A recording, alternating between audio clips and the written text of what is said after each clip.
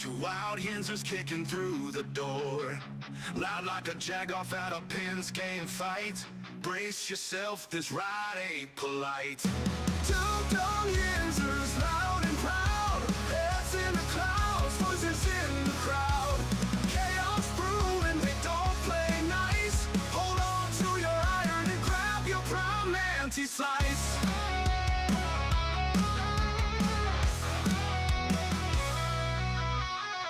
Tales from the burg with a hint of mayhem. Pierogi powered, nothing can constrain them. Knocking back stories like an icy cold brew. You never know what these two might spew. Two dumb Yinzers, loud and proud, heads in the clouds, voices in the crowd.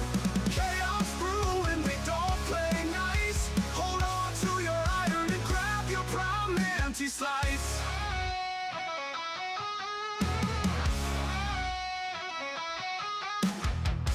From the burg with a hint of mayhem. Pierogi powered, nothing can constrain them. Knocking back stories like an icy cold brew. You never know what these two might spew. Two dumb Yinzers, loud and proud, heads in the clouds, voices in the crowd. Chaos brewing, they don't play nice. Hold on to your iron and grab your prime anti-slice. Rivers collide where the laughs always flow. Black and gold thunder everywhere they go. Yeah. Welcome back. It's episode 1006 of the Two Dumb Yinzers. Welcome back, welcome back, welcome back. Yeah, lots going on, guys. Week 2. Training camp back underway today. Wrapping up the weekend with some Saturday Night Lights. And of course, the biggest news, pads are on today. Michael, what is that sound? What is that sound? Oh, there he is, Vanilla Thunder. Looking like Let's Juggernaut. Fucking go, boys. Looking like Juggernaut from the 13 Ghosts. From the 13 Ghosts. Good afternoon. Good morning. Wherever you may be tuning in from, welcome to the show. Episode 1005. Mike is ready to go. He's all padded up. He's ready to hit the practice field, guys, as the Steelers are.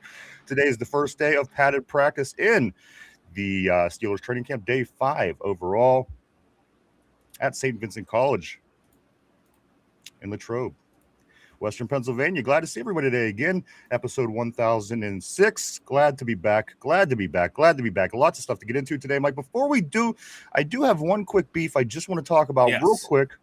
AI. Listen, people are going, oh, you're old. Of course. No, that's not it. Listen, this is the reason that I got a beef with AI. I was watching a baseball game the other day, and I thought, did the Pirates even win more than 4 games in a row? So I looked it up. Yeah. And AI says, no, the Pirates' winning streak high this year is 4 games. I said, that ain't right. I know they won 5. So I turned it off, and I did it again. And I said, does the Pirates have a 5-game winning streak? No, they do not. They have 4. So I manually went in, going the total polar opposite of what you're supposed to do with what you have AI. But anyway, I go and I look, Mike, and of course, beginning of the season, 3 games against the Reds, 2 games against the Orioles. That is 5 games in a row. Yeah. So even after going back at AI, saying, are you sure? Listen, I'm not saying that it's always wrong. I'm just saying you got to double check yourself when you are working with AI, because again, I would have came to quiz day today with the wrong answer had that been the question. It isn't. However, again, just be careful when using AI, because again, at the end of the day, Mike, it took multiple times and I still didn't even get the correct answer from it. It insisted that we only won 4 games, which I believe. I mean, come on, the Pirates, I understand how AI, even AI would even understand that, but so just be careful. That's all. Yeah. I hate it, like when I do research and you think you've actually found an actual source and you realize, oh no, it's just AI telling you something. Right. My favorite is it'll give you like an AI overview. Then you click into the actual article and it's not even close to the information that was inside the article. So it's like, oh, okay, I can't even trust it to give me a quick little summary to make sure should I click into this link or not. So it could be a bit of a problem sometimes. So do keep your eye on that. There is a lot going on we're going to get into today, guys. I just want to touch on a couple of the things. If you do or you are interested in you could always join the new membership here at the Two Dumb Yinzers. Mike put a lot of work into this over the weekend, and you know what? For some reason, mine didn't show up. Mike, can you throw your derpy up? Let me get into my chat and see what happens here. Because in order for me to sell this pitch, it has to work. It has to work. Again, guys, Mike he did a lot of work over the weekend on a new membership, and it could be a lot of fun providing it does work. We do have emojis of derpy. We have emojis of Vanilla Thunder. We have the shush emoji. We also have the terrible towel. And we do have brother. And again, I'm seeing Richard is having an issue as well. Mike, continue to work on this here as I continue on. But again, to sell this point, it probably has to work. So, guys, hang in there. Mike is working on it. In the actual YouTube chat, it pops up. I am seeing Derpy. I am seeing Vanilla Thunder. I know on RN Ryan on Restream, it's not showing. But on YouTube, I am seeing. Okay, I'm seeing that now too. And I'm seeing that Richards came up as you. And okay. Yep. So maybe just on my end, it doesn't look like it worked. Which you can see how that could be an issue, but I'm not worried about that, guys. Again, Mike had created something over the weekend, and this is a lot of fun, actually. I do this on my baseball show that I watch. And I thought it was kind of dumb at first until I seen everybody else hoisting their cones when the Pirates scored. I thought, I want to hoist cones. And I did. I got a membership, guys. It's only $1.99 a month. You could cancel it anytime. If you do cancel it, you could still ride it out through the end of the month. In which you basically get, there's different things you'll see once you go onto YouTube. Again, for me as a 9-year-old trapped in a 47-year-old body, right? I really dig the emojis. Yes. And again, I'm seeing the derpy up on the screen, and I'm seeing the Vanilla Thunder and the shush, and there's a terrible towel. There's going to be more Steelers emojis as we do go along and as we do grow. But that is there for you guys. You could certainly become a member for $1.99 a month, and that money will go right back into the show. I can promise you that. Again, for me, I'm like a kindergarten kid. I think that it's the little pictures that make it the funnest. But lots of things, Mike. If you want to just go ahead and cap this off. I would say thank you, Richard, for hopping onto the membership. Hey, guys, it's not like other channels where you have to be a member. No, and we won't read your messages. That will never change here on the Two Dumb Yinzers. So even if you're not a member, we're still going to read your messages. It's for fun. It's just for fun, guys. And like Ryan said, to help support the channel, put some money back in so we can up production value and have some fun and entertain you guys. So, if you purchase it like Richard did, thank you from the bottom of our heart. If you don't, guys, thank you, Richard. Man, let's. Lots of cool things, Mike. Very good. Mike has been working on that heavily all weekend. Great job, Mike. Thanks. So if you're interested, go on and get it. You could not get it next month, whatever you want to do. Like I said, don't feel forced. Nothing changed. It's more for fun. Again, once you start seeing the derpy faces pop up on the terrible chat, the Vanilla Thunder faces, the sayings, the Pittsburgh Steelers stuff coming up again, the terrible towel, all kind of stuff. So do at least consider that. If not, again, nothing is held against you. Nothing will change. It is just something we're doing for fun. But anyway, guys, welcome back to the show. This is episode 1006. A lot going on at training camp, Mike. Just real quick, because I don't want to have to do this again in the show.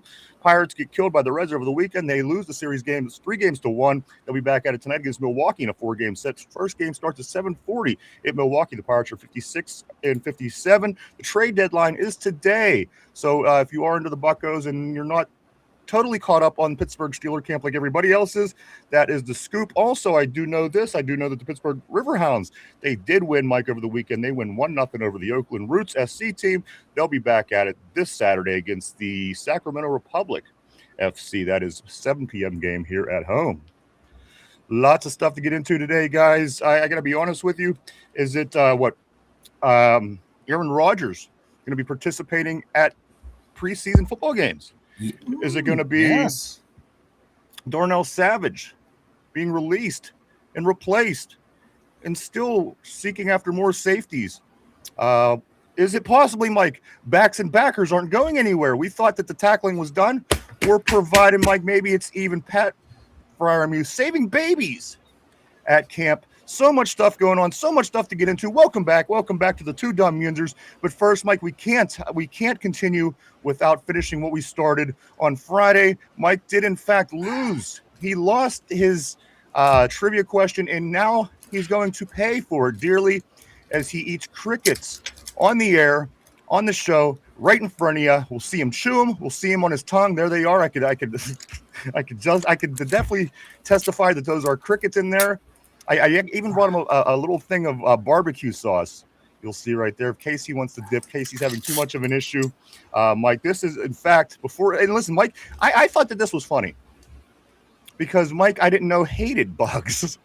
So this is 100 times better than I thought. I thought Mike was going to be like, oh, yeah, throw them in his mouth. So therefore, this is going to be a lot of fun. Before we even do anything, Mike is going to eat bugs right here on the show. He's now sniffing the bugs. I do know, Mike, that they are salt and vinegar, so they are prepared for people to eat. But nonetheless, Mike hates bugs. It's going to be a lot of fun. He's going to eat them right now. Before we do even get started, Mike, these are, in fact, I have to give you the backstory on these crickets. They are, in fact, Aunt Peach's crotch crickets. That's right. Oh, so that makes it even better. That does make it better. Okay, now you could have said that from the beginning, brother. These are Aunt Peach's crotch crickets. Mike will be eating before we even go further on the show. So, Mike, let's take a look at what you're working with. Let's see one of these. Let's see one of these bad boys. Put it up in front of the screen so everyone knows which. There it is. Looks like a roach, but at the end of the day, like a roach. But there it is. That is a cricket. Mike, how many are you going to eat? Are you going to eat one? I'm going to go with one, and you know me, man. I want a hot dog bun. You want something to put them on? No. What's your strategy? Because I know you don't like these. I'm dipping and eating. You are going to dip it in the barbecue? I'm going to dip it and eat it. You know what? All right. So hold on. Now you've been because I seen you over the weekend, and you were not. We were talking about a bunch of things. And he's like, "You're not really going to make me eat the bugs, are you?" I said, "Of course you're going to eat crickets. You might like it." As Steel Loyal was saying on the board, who knows? We might be collecting you crickets every week on the show. Brother, this is how Mike and Vanilla Thunder lives his life, brother. You don't know how are you going to know it if you like it until you try it? And if you eat this first one and you enjoy it, will you eat more? Because there's about 7.5. Dude, I'm not going to lie. I like to snack. All right, so let's bottoms up, boys. Hold on, real quick. So just tell us how much you love bugs before you do this, because again, I know that you're not a big fan of this. Brother, I hate bugs. All right, this is disgusting. It's funny because Mike has barbecue sauce on his Aunt Derpy's crotch cricket as we speak, and he is going to take a bite. It literally looks like a French fry right now. I tell you what, Somber, you have like the best luck of showing up at the absolute wrong time, brother. At least you didn't have the jizz hat. We just had you wear the jizz hat too. Now, anyway, we'll get that next time. All right, so Mike right now, he is reluctantly going to eat a cricket. This is Aunt Peach's crotch cricket right here on the show. Go ahead and put her in, baby. Oh, it is in. Shoot it up. Is he throwing it up? What is he doing? How does it taste? I tell you what, brother. I've had a lot of nasty things in my mouth. And I know this. I seen it. That's actually not bad. Will you eat? Will you take the rest of the bag and dump it into your mouth? Is what I want to know, because there's 7.5, 8 crickets in that bag, and you have a drink right there to wash it right down. Will you eat the rest of that bag of crickets right here in front of your audience today? Eat one more. This bad boy. One more. Here. Okay. You probably can't see, but its little tail's out. We got antennae. We got wings. Like All that right. shit was actually not bad. All right. So Mike is going to eat his second Aunt Peach's crotch cricket of the day, starting off the week. I promised you, here he is with shoulder pads on, and there it goes down the hatch. Is there anything juicy squirting out? No, I'll tell you what, the barbecue sauce is actually the worst part of it. Really? And you love barbecue sauce and you hate bugs, so this is interesting. There you go. What that a ain't way. bad. Hey man, this is a time of change. Steelers, we got Mike McCarthy. Things are changing. I'm trying bugs. Cricket legs in your teeth. Season of change. It is a changing. Absolutely. Now they are kind of like chunks of it floating around my mouth. That might be a bit much. So there you go. Mike did. He honored his loss. Of course, that was the contest on Friday. We'll do another one this Friday to see what Mike has to do next week, or he could win. So again, I can't promise anything. Mike, enjoying crickets. These ain't bad. To start off the show. This is week 2 of Pittsburgh Steelers training camp. Guys, it is on like Donkey Kong. We have so much to get into. As I mentioned at the top of the show, lots of big stories going on through this weekend. Again, we lost a safety, but we gained a safety. Yes. Also, Mike, backs on backers isn't going anywhere. The big news is of today. Aaron Rodgers playing in the preseason. I like this for many reasons. We'll get into that in a moment here. And also Pat Farmu saving babies at training camp. It's all today, guys. Welcome back to the Two Dumb Yinzers. We're glad to be back. We're glad to see you. How you doing? Yeah, Mike, you're looking good. You got your shoulder pads. I got my my jock strap on. We are ready for pads today, guys. And don't forget, it is pads themed. So this trivia question today will have to do with pads in football. So keep that in mind. I'm giving you a little heads up early. That way you can think on it. Mike, final words, crickets, pads, football camp, go for it. And then I'm going to hit the board. I'm good on the crickets. I kind of zoned out. No, I'm not going to lie. I was thinking about the cricket stuck in my mouth. I am so sorry, brother. There's like chunks of cricket floating in the mouth. I'm just ready to talk about football and guys seeing each other with pads.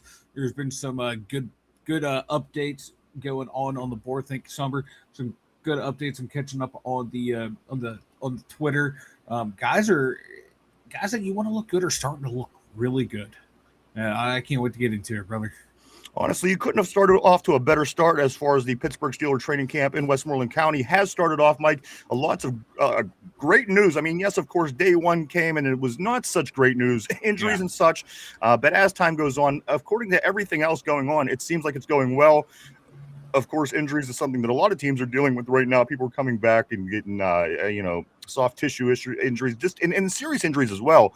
But besides for that, Mike, everything else off to a good start here at training camp. So we're excited to get into week 2. Today is pads. As you can see, Mike has his shoulder pads on, and we wrap up this week Saturday with a Saturday night lights practice. And I do want to say Derpy will be live on the scene at Ground Zero on Thursday, so do be sure to turn in on Thursday as we get live reports from Derpy throughout the show. I think that in itself should be enough entertainment for you.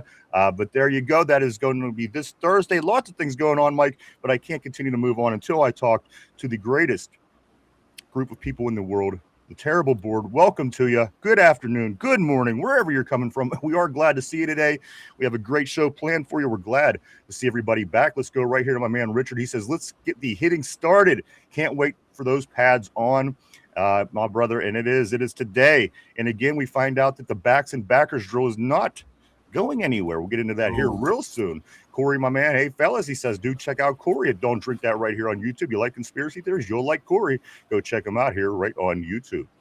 My man, also, I want to say what's up to the original OG, Yinzer Joe. He says, what is up, Yinzer? Steelers really can't figure out what they want to do with safety. Can Savage and can they sign Savage and Jenkins, or can Savage and sign Jenkins? I'm sorry. Why not Wilson or Rapp? Guys, a lot going on. Again, big news in that regards over the weekend as well. And he follows it up with an, trade JPJ. Let's go here to Steel Loyal. Always great to Steel Loyal from North Carolina. He says Savage couldn't get healthy. He couldn't get healthy, and he was man enough to admit it, and I can respect that. Let's go down here to Corey. Corey again says this. He says AI has blatantly lied to me and then admitted it was only trying to give me the answer it thought I wanted based off my interest in conspiracy theories. It made up 3 UFO files on daily encounters. I believe it. It's kind of doing its own thing. And again, I'm relying on you to let me know if my baseball team has won 4 or 5 games in a row. I'm relying on you to put a person together with 5, not 6 fingers. It just seems to still be a little bit off at the end of the day, this AI, but they're working hard. They're going to be putting it in everything. It'll be taking all of our jobs. So just give it a little time. Just relax.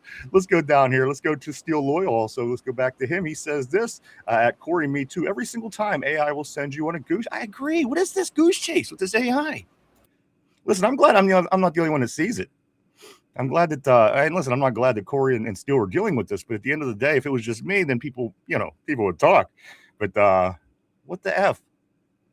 What the F, man? Let's continue down here right to Corey. Corey says this at Steele. Hell yeah, it does. I only use it to organize my information for SEO, retention purposes, and pacing. I learned to never rely on it. And you know what? I learned my lesson. Let me jump up to the top here real quick. I do see Chris. Chris, are you still at Ground Zero? Are you still in town? Chris is in the house. He says pads are popping. Jeremy, Bernard, and Brandon Smith are catching everything. I think that maybe Chris is still at Ground Zero. Welcome back to the show. Let's continue on here a little bit. Let's go to Steel Loyal. I only use AI to make funny images at this point. And I do know that Pat McAfee is in the house. He is at camp today. That is true. That is 100% true. Also, I do want to say what's up to Dr. Sammy Munchkin. What's up, dude? Howdy, y'all. Great seeing Sammy back on the board. Welcome to the Terrible Board. Glad to see you. Let's go back to Corey. Corey says Claude AI won't even entertain conspiracy theories regarding real people because it flags it as disrespectful. How is this ever going to work? How is this? I don't know. They'll figure it out, I'm sure. They're geniuses. They get paid lots of money. I'm sure they'll make it work for them. Let's go right here to the people, person, and their families is the end of that. Conspiracy theories are disrespectful, still loyal, unbelievable. Raul, always great seeing Raul. He says, afternoon, fellas. Great seeing Raul back in the house, my man, back in the terrible board. I know you're ready for some Steelers, baby. This is week 2 of camp underway. Sup, fuckers? Summer says, what's up, fuckers? You might like it also. Steel Loyal says, followed up by saying, not much, Summer, just eating some crickets. Just eating some crickets, getting the day started. Let's go right here. You guys ever seen a Cleveland basement cricket? I have not. I don't know if that's an actual cricket or a sex act. Oh, yeah. I'm kind of intrigued. Either it sounds way. like something it jumped out of Aunt Peach's britches is what it sounds like to me. Let's go right here. He says, Tater. I'm sorry, Still Loyal says, yeah, don't drink that. It's Tater. He is the cricket amongst the group. 007, my man. Bugs are full of nutrition, Mike. There you go. You did something healthy today. I did. A little extra protein in the diet. Who says I don't do nothing for you? Look at you. I got you on a good health diet here. You're going to be healthy as can be. Yeah. Until I get, start running out of the room throwing up. Well, hey. You got to take the bad with the good, right? Let's go right here to Somber. Crunchy. Steel Loyal says good protein. Also follows it up by saying it probably ain't really that bad. I can't imagine that. I mean, if it has salt and vinegar flavor on it, how bad can it be? It was tolerable, huh? It was tolerable. It was not bad. I was really hoping it was going to hit the back of your throat and you'd start doing that. And I was worried there. The little pieces were flying around in the mouth. Like I said, the barbecue sauce didn't add much to the taste, but it did, help hold everything together. I see. I do want to say this guy. Let me grab a few more before I do say that. Let's go right here. I do want to say what's up to Raul. Oh, we did get Raul. He says tastes like just like wild hickory nuts. Mike, nuts. There you go. No comment, brother. All right, JPJ's the GOAT, my man Tyrone. I tell you every time, he is not because you, my friend, are the GOAT. But you know what? I do agree with you, though, brother. Great seeing Tyrone on the terrible board as always, my friend. I hope you had a great weekend, sir. Steel Loyal says it's probably like those salt and vinegar peanuts. Somber, excited about some Eli news. He says Eli Heidenreich trying to show off his past pro skills meets Sizzy Altamio in the B cap and holds up pretty well. Needs to do that type of stuff to make the roster. That was by way of Nick Faribault. So that is the first Eli news you've seen, and I agree. That is I'm saying I seen a little bit over the weekend. I'll touch on that here shortly. Let's go right here. I want to say what's up to Felicia. Always great seeing Felicia back in the house. She says, hey, Ryan. Hey, Mike. Great seeing you, Felicia. We were just that much closer, sister. We have just this. We have 41 days till we kick the football off against Atlanta right here at Acrisure Stadium, Mike. But we have only 10 days till we play the Green Bay Packers right here at Acrisure Stadium. That's right. Next week, we have a football game that's going to be on your TV, my TV, everybody's TV. This will be nationally televised, the Packers, Steelers next week, and Aaron Rodgers will be playing. Lots of interesting stuff to get into today. Felicia, great to see you. Great to have you on the terrible board. We're getting pumped. First day of pads. Mike has his pads on. I have my jock strap on. We're ready to go. Let's go right here to I'm going to come down. Felicia said, I got my terrible sweet. That is awesome. Terrible towels. You got to get them out, guys. We got 10 days. Corey says, this when I was a team, my GMA got laid off and we needed to move and somehow showed a house in Cleveland. About as big as a box, it felt like. The basement had 1,000 crickets on the wall. Mike, there you go. Now that you're the big cricket eater, huh? No. One and done. One and done. All right. Let's go here to Corey again. He says it looked like the walls were painted black, but it was all crickets. You could just walk along with your tongue, Mike, like the snozberries tastes like snozberries seen on Willy Wonka. Just lick the wall. Felicia says this, loving the practice play hype because we're talking Steelers football, but it's not going to be. I'm not going to be delusional about it. You know what? That's all we ask. Just be yourself. Bring what you feel about the team, and that's what makes the terrible board special. Let's go down here to my man Christophus. Always glad seeing Chris. I believe he is still down at ground zero. He says the pads are popping. Jeremy and Brandon Smith are catching everything. What we love to hear. Thank you for the updates, Chris. I'm going to hope that we can continue to get updates from Chris. Also, Mike, as anything is happening live time, real time, Mike will be getting that out to us. And I do want to say also, Derpy will be heading down to ground zero on Thursday. So do tune in. We will have Derpy giving us live updates from camp on Thursday. This all coming up this week as week 2 of camp kicks off. Mike, wrapped up by Saturday Night Lights this Saturday. It's so close. And not only that, Mike, we have a football game this week as the NFL Hall of Fame game also this week. Yeah, and Kenny Pickett is going to start the Hall of Fame game. Hey, you couldn't ask for anything better if you're a Steeler fan. We're going to see some Kenny Pickett. A couple updates from camp that I saw. DK Metcalf with a beautiful one-handed grab over Jamal Dean. Drew Aller with a 60-yard bomb in stride to a receiver. One of the receivers at the tail end of the depth chart, Burgess. He was looking good throughout practice and then got hurt. Had to be carted off. Trainers were working on his knee. He's seen grimacing. Those are a couple of the updates I have just seen. We'll have some defensive updates later about some pass rush stuff working against some offensive linemen. Some good, some bad. So, little teasers. I think until today, the big story through the weekend, of course, was Darnell Savage, Mike. He decided he couldn't do it. It came down to him saying, I don't think I'm going to be able to get it done. And they released Darnell. And you know what? It was a man thing to do. And I respect him for that. Yeah. And in his place, Mike, in the same day, they re-signed Rayshawn Jenkins. He played all 17 games with the Cleveland Browns last year. He had 44 tackles and 1 interception in those 17 games. Played it for a couple different teams.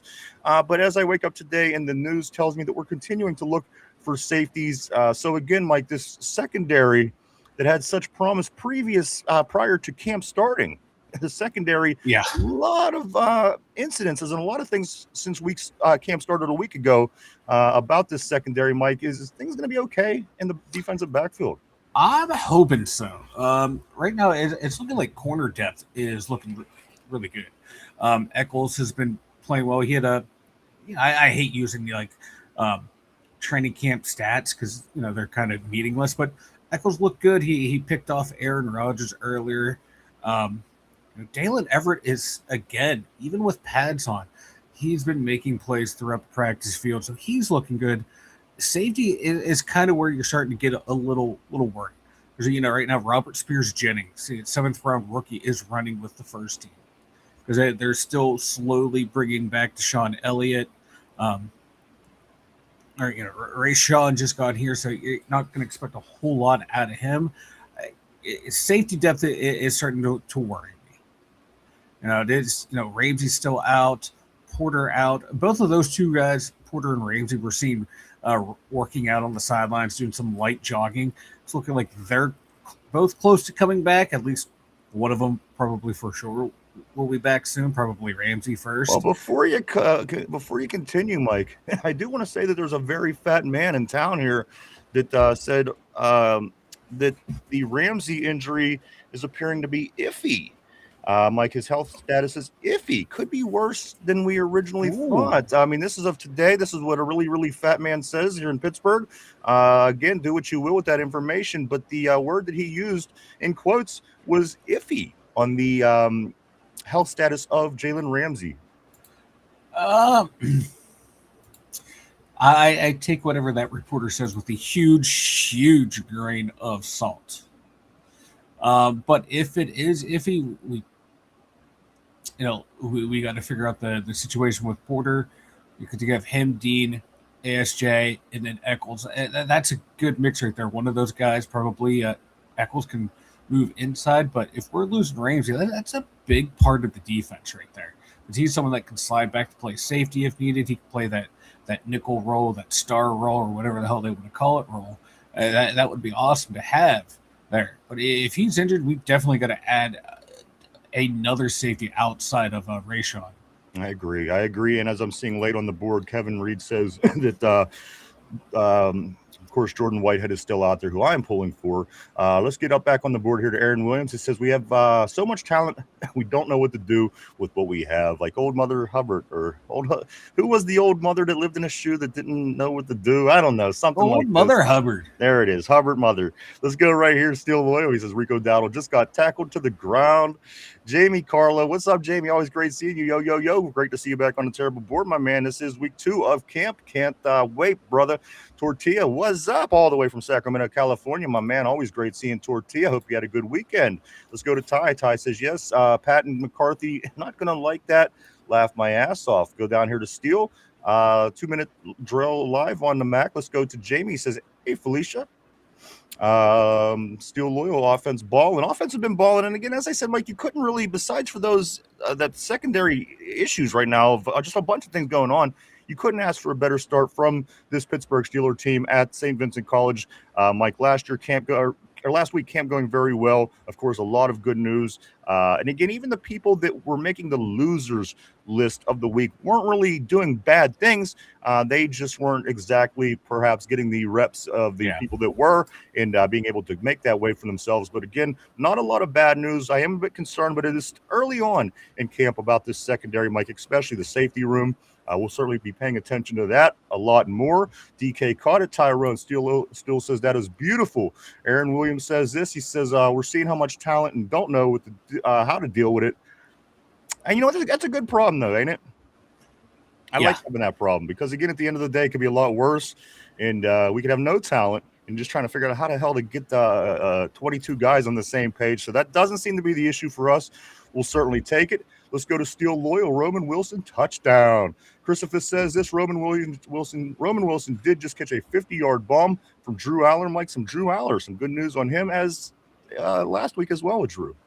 Yeah. In the live action stuff, he's looking better and better. I was watching some of the accuracy drills where they have to hit one of the 3 targets in the net from a certain distance. My man totally missed the target. But then, like, you keep scrolling, and then the next couple are live action drills. He's hitting deep passes. So up and down day for Drew, which I kind of figured. He's a guy that they want to bring along slowly. I'm really interested to watch the Will Howard development to see if he can chase Mason Rudolph. Absolutely. Let's go right here. Was he in? Was he out? Nobody knows. Going to go to Kevin. He says, hey, Yinzers. What's up, Kevin? Always great seeing Kevin Reno on the board. And also Somber, my man all the way from Los Angeles, California. Hey, yo. Great seeing you, man. Steel Loyal says he's targeting Roman. And that's what I'm hearing, Mike, last week. Roman was getting heavy on the targets. So, again, we'll continue to monitor that this week. Let's go here to the original OG. Yinzer Joe says JPJ needs to sign the $5 contract and get on the field to practice. The more he spends messing around, the more physical and mental mistakes he is going to make. Let's go here to Somber. Somber says, what hit the back of whose throat? Yeah, yes. Aunt Peach's crotch crickets apparently hit the back of Mike's throat. PQ interception I'm seeing on the board. PQ interception at camp right now. Maybe it was a couple minutes ago. Also, Cody. Great seeing Cody in the house. Damn defense held him, baby. Steel Loyal says, don't like that. Don't like they let them drive that easy, but got the stop. It's early. It is early. Cody says, defense, shut him down. Shut him down. Tyrone, my man says this. That's good and bad. Laugh my ass off. I didn't know those play calls, to be honest. Hope this just feeling it out. Will Howard's turn, Steel Loyal says. Also, Tortilla says someone posted a video of Eli and 49ers fans thought it was a CMC AI in a Steelers uniform. We got one. Cody says Mike has his pad on. Mike does have his pad and his shoulder pads as well. He's all ready for any kind of... It can never be too safe.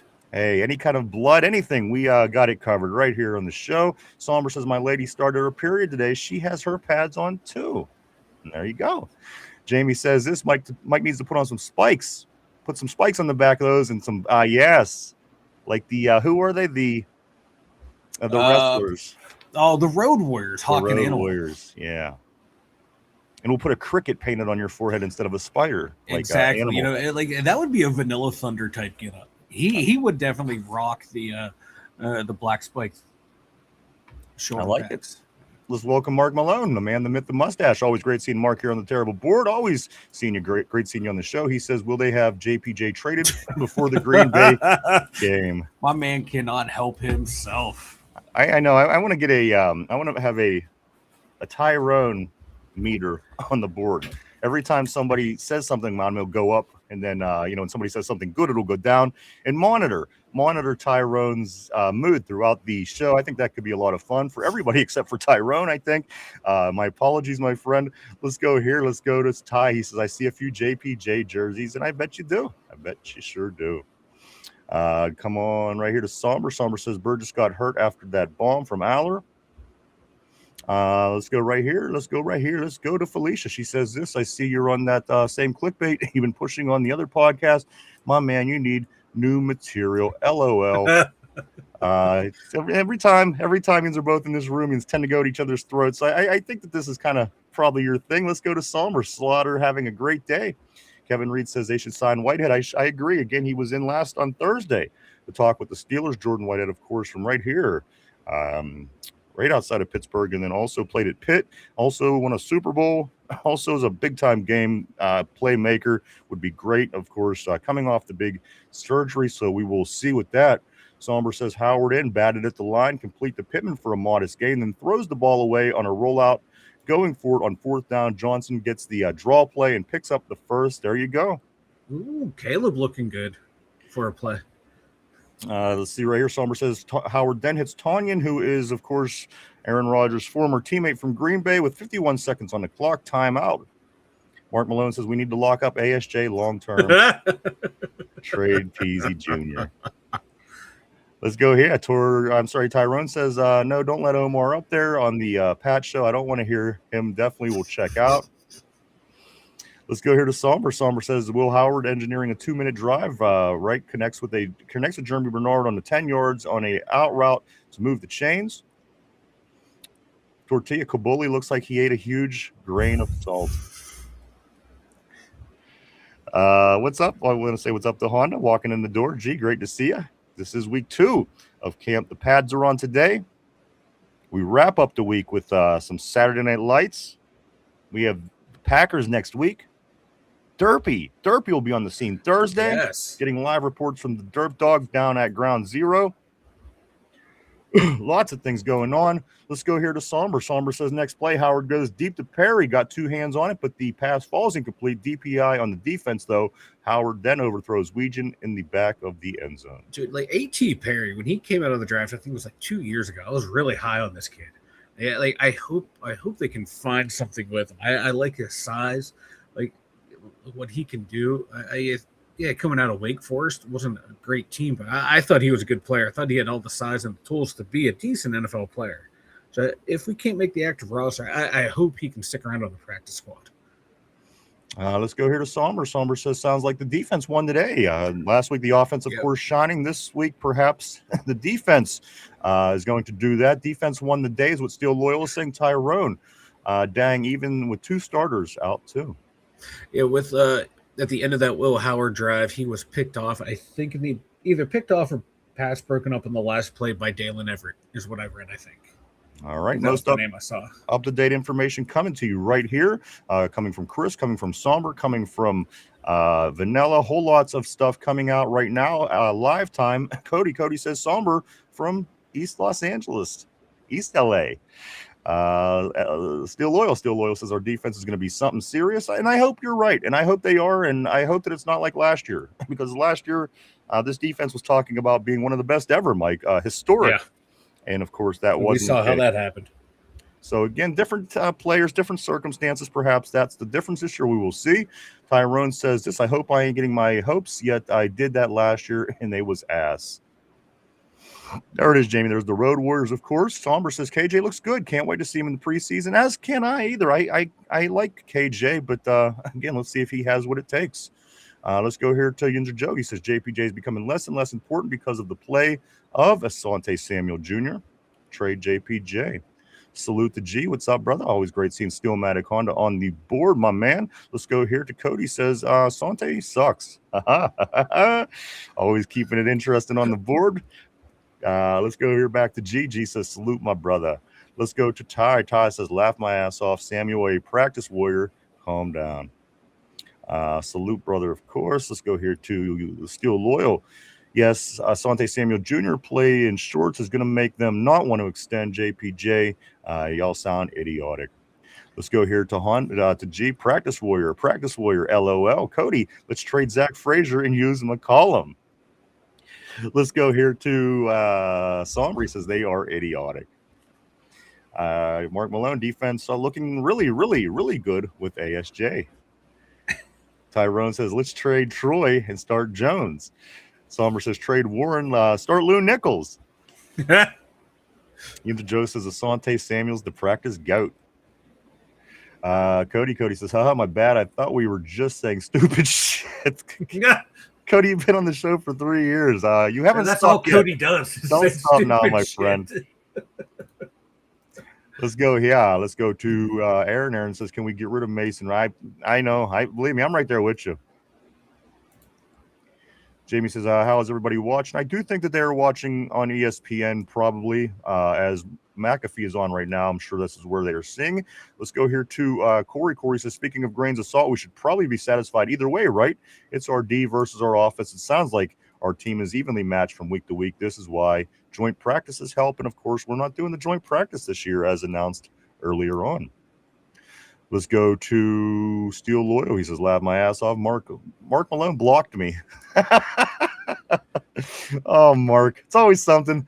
Let's go here to Days of Future Ass. Tortillas saying, Cody, all of the ASJ lovers, also of MVS. And finally, Somber says, Tortilla has entered the chat, baby. Welcome back to the show. This is episode 1006 of the Two Dumb Yinzers. So much to get into. But before I do move any further, guys, Mike worked on a project this weekend. He worked very hard at it. I'm going to give you that. Guys, we do have an option. Again, this is just an option. Don't feel obligated. Nothing will be held against you if you don't. Mike does have something now where you can join the membership of the Two Dumb Yinzers. And what it'll allow in this membership, it will allow you to post cool icons that are in correlation with the show. As of right now, if you notice on the board, you're going to see Derpy. There's a Derpy emoji con. Also, there is a Vanilla Thunder emoji con if you want to see that. Right now, you also can see the Boom and Brother. And finally, the Terrible Towel. As we speak, these are the 5 that are there. Again, it's $1.99 a month. Don't feel obligated. If you do, it will help us out. It will put some money back into the production of the show. Other than that, like I said, this is more for fun. I do it for a baseball game or a baseball channel that I watch. And I got to be honest with you, I thought it was goofy. And I realized that, you know what, maybe I'm goofy because I love it. I love hoisting the cones during the Pirate game. I love doing all these things. So again, guys, that option is there. You can hit it. It was $1.99 a month. You can cancel anytime. No obligation. It is month by month, but you do get these really cool emoji cons. Again, I might be 10 years old up here, but at the end of the day, I think it's cool right there. I'm seeing on the board again. There's a Vanilla Thunder, you see a Derpy. You also see Brother. You also see Shh, and you also see the Terrible Towel. And I do want to say, Cody, welcome and thank you for your membership, sir. Cody is now a member. Thank you, sir. Thank you. You will be able to enjoy these emojicons, guys. Again, Derpy, Vanilla Thunder, Brother, the word, Shh, the word, and the Terrible Towel. Use them as you will, plus 100 other YouTube emojicons there as well. So, guys, again, if you do, enjoy yourself. If you don't, again, nothing will be held against you. Something fun. Mike put it together. I dig it. I immediately got on and got my emojis. So again, Derpy, Mike, Brother, Shh, and the Terrible Towel is available to you right now. Get only $2 a month, $1.99. You really can't beat that, guys.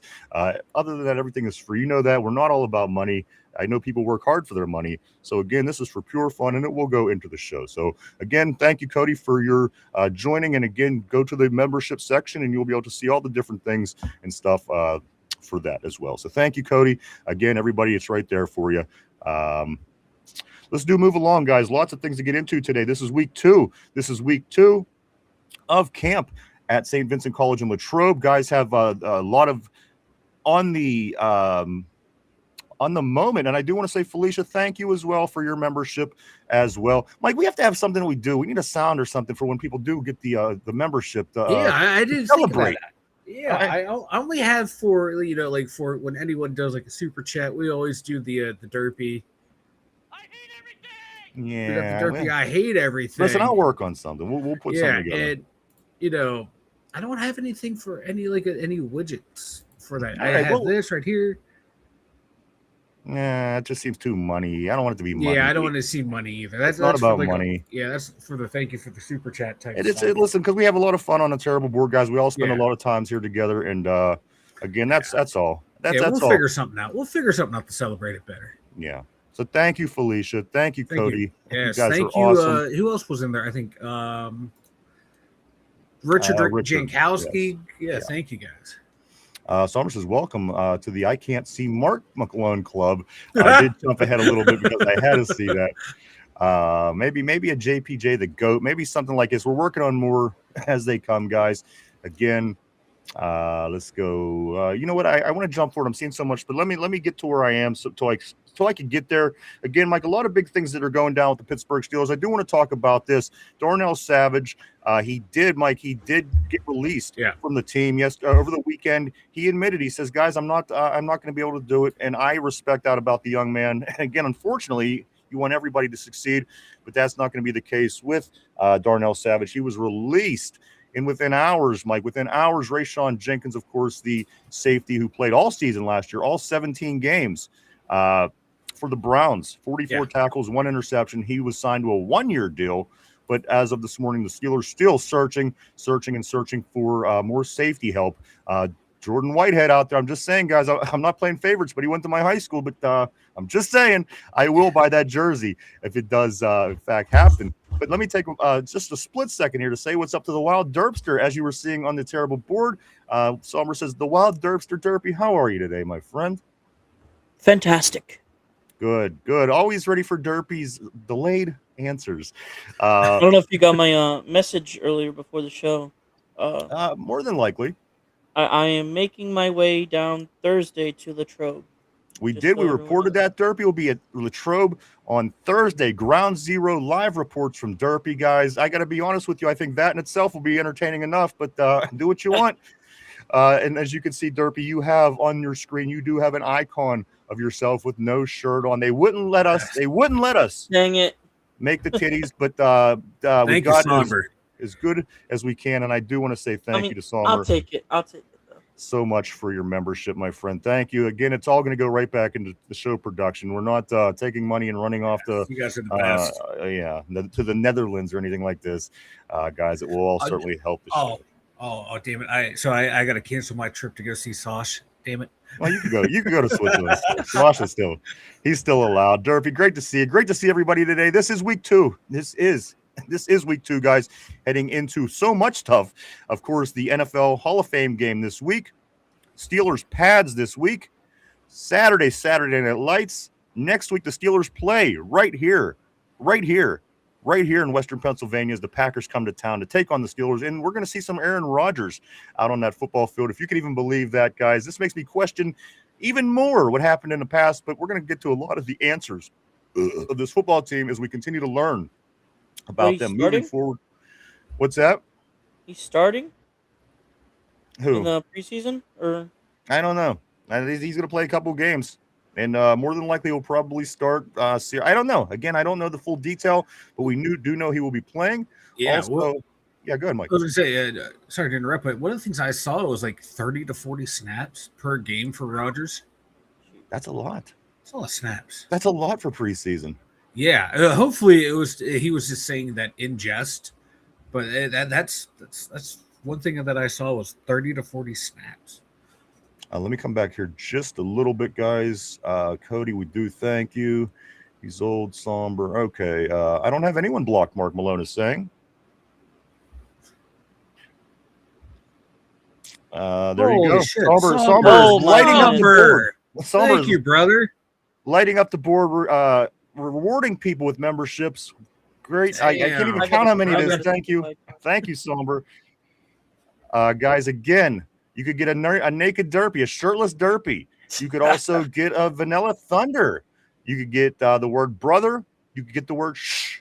Or you could get the terrible towel and put it up on your screen all throughout, guys. Mike, throw it up a couple times. Let people see what's going on there. Again, we're just it's for fun. We're doing this for fun. We're not trying to go to the bank with this idea. Again, I think it's $1.99, get you a month. You could cancel anytime. And again, it is month by month. I think you'll have a lot of fun with it with these particular emoticons, and they will also continue to grow that is okay. Now I see the icon. as time goes on. And you can see right there on the latest one, Mike does have Derpy with no shirt. He also says brother, a picture of Vanilla Thunder, and the terrible towel. So there you go, guys. Have fun. Enjoy, as well as 100 other YouTube emoticons will be available to you as well, brand new ones. So there you go, guys. Enough about us. Let's talk Steelers. Lots going on the board. I see Jello Donut, my man. Thank you. He's got the emoticons going. Thank you, sir. Everybody, thank you so much. Greatly appreciated for your support. Yes. Certainly appreciate it. Thank you. The gifted. You're the man, dog. Absolutely. Somber's absolutely gifted memberships. Thank you, sir.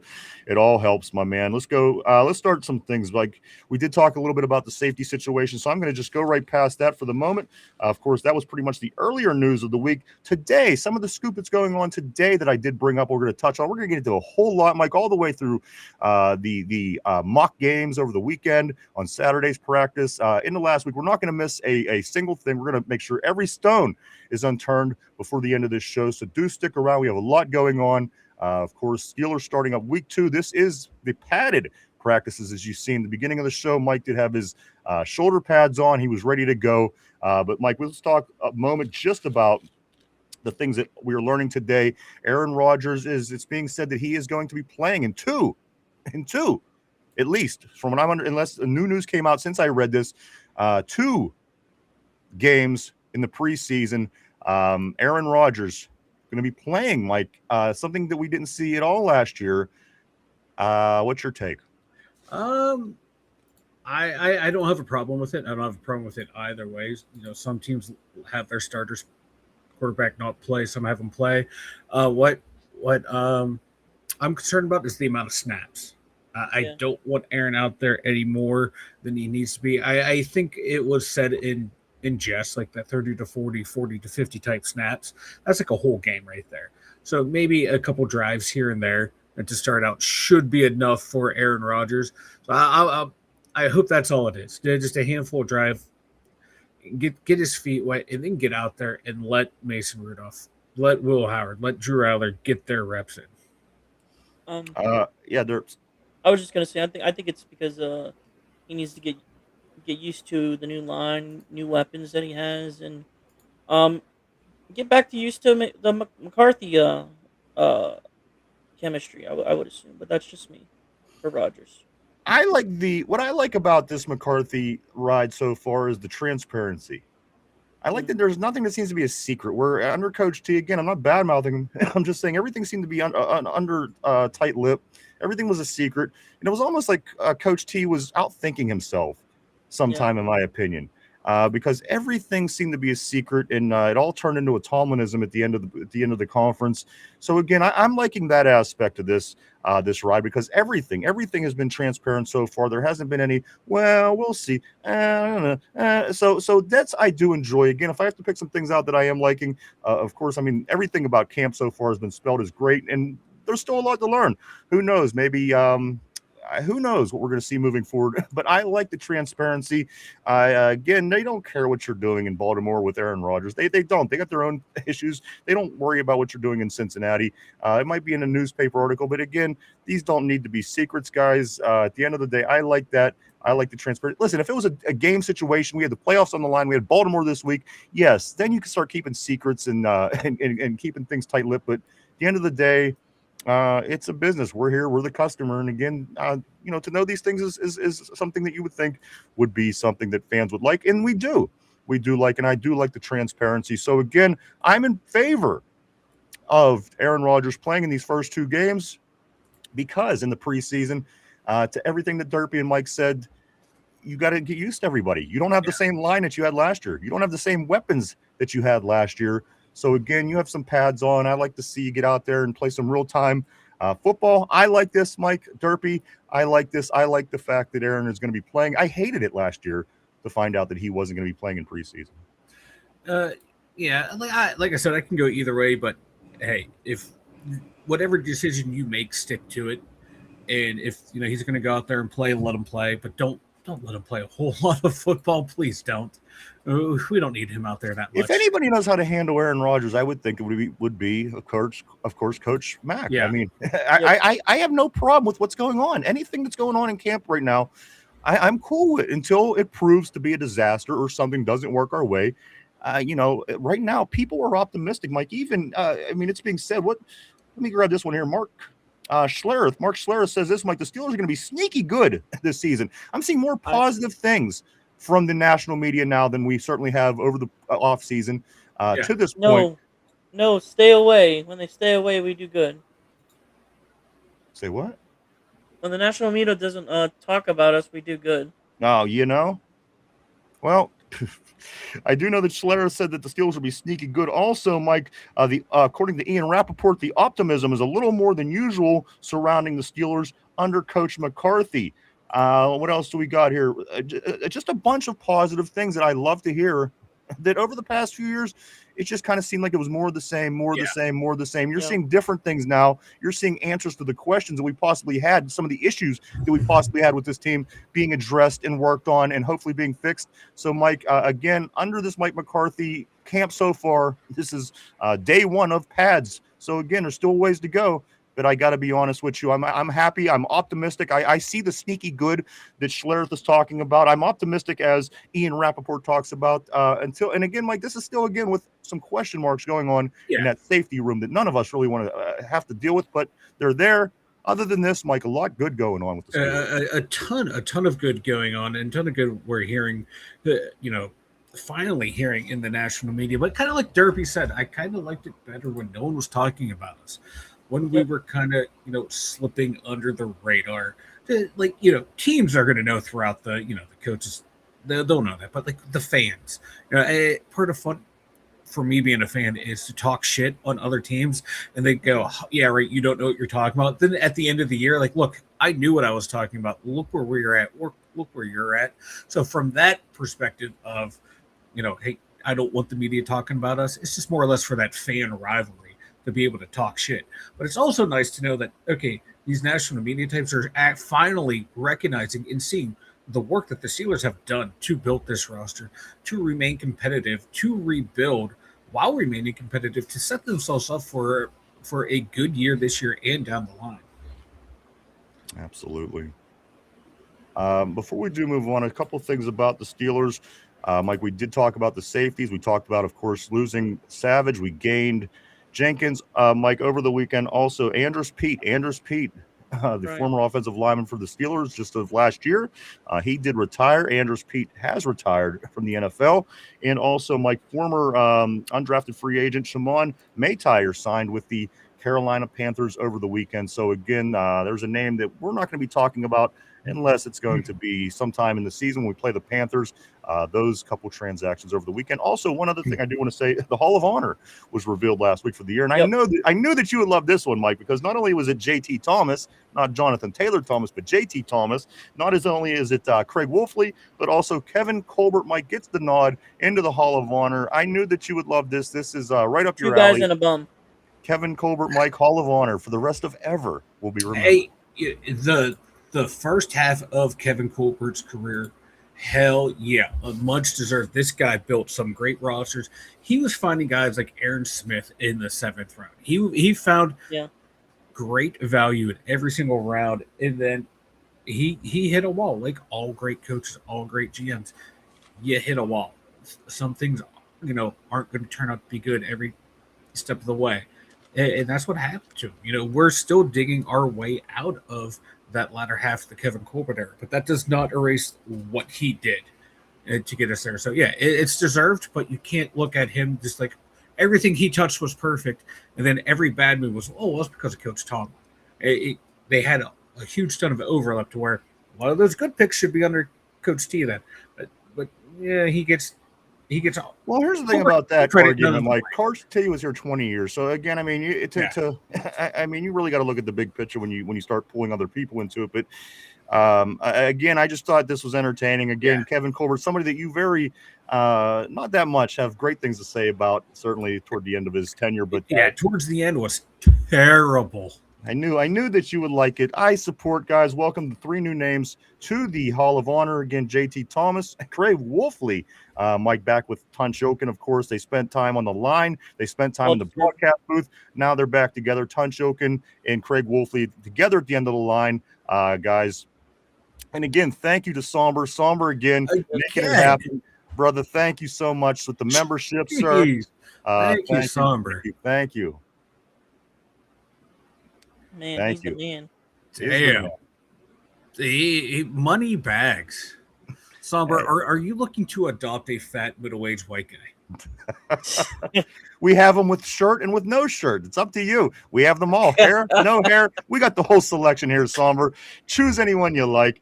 A couple more things here, Mike, and we are going to get back to the board. Quickly, Ryan, I just wanted to say, since you covered the Jenkins signing, I like that signing more than the Savage one. The Jenkins? Yeah, I like that signing more than the Savage. Yeah, I like it too. Again, Savage, a lot of question. There was a lot of question. Again, He was having trouble getting on the team to begin with. Get the guy signed. It seemed like such a hassle. So again, that be the case. Guys, one last thing. The backs versus backers competition is still on. The drill is still on at practice. Apparently, Node's tackling. Yep.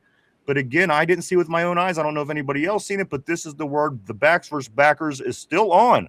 So if you're wondering, if you were concerned about the physicality of practice here at camp, that is still on. We did learn that. And finally, the other big news over the weekend, Pat Freiermuth is saving babies, cats, everything. You might as well throw a fire hat on this gentleman because, again, Mike, there's fans that started to get into a fist fight.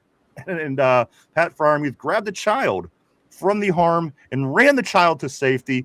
What a spectacular guy, Pat Freiermuth. Final thoughts on those two topics. Backers, Pat Freiermuth, before we get to the board and move on.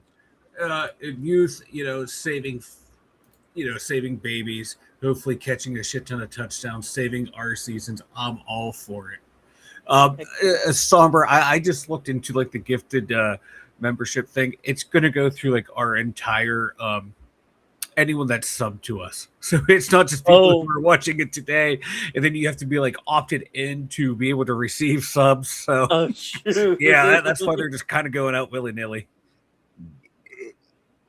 Derpy. That's just Pat Freiermuth for you. Good guy, doing the right thing. And linebackers and D-backs, right? Running backs, backs and backers. Running backs and linebackers. Yes. Yeah, backs on backers. Something, we're getting something. I mean, physical. Also, guys, just going back to January, again, 203 days ago, the last time the Pittsburgh Steelers played a meaningful game, the game against the Houston Texans at Pittsburgh for the playoffs in the wild card round. It was reported, Mike, Aaron Rodgers says that he was sick before the playoff game. This coming out this morning, Aaron saying that he was sick before that playoff game. I saw that. Yeah. His play made me sick. I did see that, or I've heard of that rumor. Yeah. So again, everybody was sick when they lose a playoff game. It's just, I don't know. Again, he was, and I'm 48. I've heard this a million times in my life. Michael Jordan was sick in the playoffs. This player's sick. Every player's sick when it comes to a playoff loss. It's just what it is, guys. Again, I don't know. Can't confirm nor deny. But let's get back on the board here. Let me go to start right here. Yeah, Coach Derpy. Quickly, you know how we said certain players have to prove themselves? Yes. I've been seeing some things with Roman Wilson. I don't know if you have. He's making some plays, and during the training this past week. Roman Wilson looking really good, and he's also back in the good graces of Aaron Rodgers, which I think has got to be a good thing because at the end of the day, from what I seen when Roman stepped on the field, he caught every ball that was thrown to him. He made the mistake late in the season, Mike, with that fumble, but at the end of the day, from everything that the eye test. It seemed to me like, okay, maybe if he did have things to work on, that's one thing. I think it comes down to the Aaron Rodgers connection. Yeah. At the end of the day, maybe last year Roman said, it's probably not that important to have a great rapport with Aaron Rodgers. Perhaps this happened. I don't know. But yes, everything I'm seeing regarding Roman Wilson so far is good news. Good news. Yeah. What I saw too from today, him and Rodgers had a miscommunication early that led to an interception. But then after that, it looked like Roman had a really good practice. Right. Sounds good, guys. Love to see with him. A lot of other guys are got to prove themselves. in this training camp. Get back to the board here. As it was happening, TJ was on the show. Of course, if you're watching, Cody says someone should get ASJ some 6-inch heels to play in. Felicia says became a member. We thank you so much, Felicia, and everybody else in Somber for everything that you are doing. Thank you, everybody. Again, guys, use your emojis as they're there. They're there for you. You might as well use them again. The terrible towel, a shirtless derpy, a big giant vanilla thunderhead, also shush and brother. They are there for you guys. Use them as you wish. Could be a lot of fun. Let's move forward right here. Steel Loyal says no, he's a dumbass, and he's in the other chat at Tyrone. Let's go here to Somber. Somber says, welcome to the I Can't See Mark Malone's Club, guys. Tyrone and Steel Loyal. Tyrone says this, I just peeped it, laughed my ass off, dang it, thought I got lucky. Let's go here to show me the money, Cody says. Felicia says, I asked last week and you guys came through. I'm glad to support, and we thank you, Felicia, and we're glad to have you. And listen, I won't keep doing the bye Felicia thing because, listen, I have a 4th of July birthday. And I understand how things could get ridiculously old, ridiculously fast. And again, you said that I kind of wore off with you with the bye Felicia. So I will not do it again. Maybe sometimes, but not a lot. Again, if I hear about the fireworks on 4th of July one more time, who knows? Who knows what will happen? I feel what you're saying when things are just kind of overdid. But we love Felicia. We love having you here. Thank you so much for your support. Let's continue. Let's go to Tortilla. Get a Chewbacca growl as the super. Yeah, maybe a Chewbacca growl, perhaps for the super chat noise. Could be a lot of fun. Throw up some ideas, guys, what you want to hear as the alert for a new member. Somber sending the poop again. He knows we love the poop here on the show. Thank you, Somber, as always. Happy poop. Still Loyal. Nope, we didn't get lucky. Mark is just in the wrong chat. Somber says, well, shit. The Wild Dirt's through in the house. TJ and Cam getting interviewed. Somber says, we did get that. Let's go here. Cody says this. Sante Samuel Jr. has dinosaur arms for legs. He has dinosaur arms for legs. Matter of fact, the game ball is going to be the next emoji we do work on. And you know what? Anybody that makes an observation, somebody has dinosaur arms for legs, gets a game ball in my book. Cody, there's a game ball for your brother. TJ talking about moving around. You know what? I think this is where we're going to dive next, since this is what was brought up on the board. Like TJ Watt, not only moving around, he is also being somewhat. Let me find my information here. Well, TJ Watt right now, Mike, he's all about embracing the change. Where at first it seemed like there was a little bit of reluctancy. There was a little bit, TJ, if I could find in my notes. Matter of fact, take this topic for a moment while I find what I'm looking for. Mike, TJ adjusting to moving around on the defense.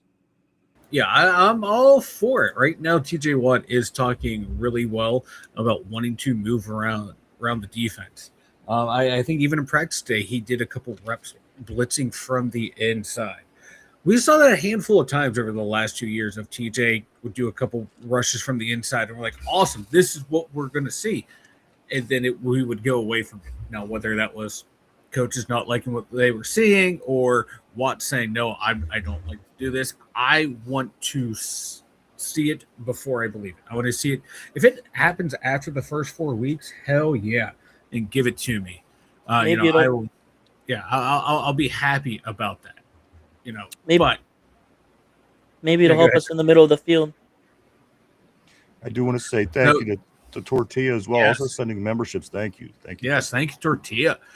But yeah, hopefully we see a lot more of it. He was dropping back in coverage, which he's done in the past, and he's really good at that. If he can keep embracing these changes, going back to what we did with him before he won the Defensive Player of the Year award, where all he did was rush, that would be awesome. Because that's when he was at his best, when he was doing everything, where teams couldn't just key in on him. He's just going to rush us. Even if he would just line up on the right side, you didn't know, what's he going to drop back in coverage? What's he going to stunt? But now it was just, for the past 4 or 5 years, loop around the side, loop around the side, loop around the side. Now, if he can get back to what he was before, that's going to help the defense immensely. Yeah, go ahead, Derbs. I was just going to say, not to mention that all the guys up front, guys that we have, we could now use TJ1 in any way we want. Even with this new guy too, you can use as defensive coordinator, we can use it any way we want. TJ. Absolutely, and again, there was the controversy. There was question. I mean, at the end of the day, was he just not in favor of doing it when it was the team's interest? Because again, this is not the first time that we heard about this. We heard about this last year at this time, Mike. But as of right now, I'm hearing that T.J. Watt is all about he's all about the change right now. A few other things that he did say, Mike. He says that he's loving what Coach McCarthy is doing. He likes the fact that he doesn't waste time. That is something that TJ has made. Also, Mike, TJ is also saying that he's focused on winning a Super Bowl, not playing games with Myles Garrett at the end of the day, where this this edge rusher position has certainly turned into this monster, where it's just this constant competition between these edge rushers and their names and who's getting the edge, Mike. And TJ Watt's saying that he's away from that. He's worrying about winning a Super Bowl finally because Mike, he is saying that he's sick and tired, quote, saying, of Pittsburgh's futility in the playoffs. Thoughts on TJ Watt? Brother, where was that energy when you were doing over in playoff games? Zero tackles, zero sacks, zero assisted tackles. Where was that energy when you held up because you needed one penny more than Myles Garrett? It's funny now that you're starting to lose some of your luster and some of your appeal around the NFL. And now you see Myles Garrett going to the Rams where they are the locked on Super Bowl favorite. Now all of a sudden you want to talk about Super Bowls and you don't care about Myles Garrett. It seems like you still care about Myles Garrett. It's like you want to get that Super Bowl before he does. He's catching up with you on awards. He's catching up on you with in stats now. Brother, don't lie. Don't bullshit a bullshitter. It's very transparent that you are still comparing you and him, man. Now it's just not about the pockets. It's not about the stats. Now it's about the Super Bowl because you see him going to a Super Bowl contender. Why weren't you talking about winning Super Bowls for the past 5 years, 6 years, 7 years? That's an interesting take, Mike. I didn't even put together the fact that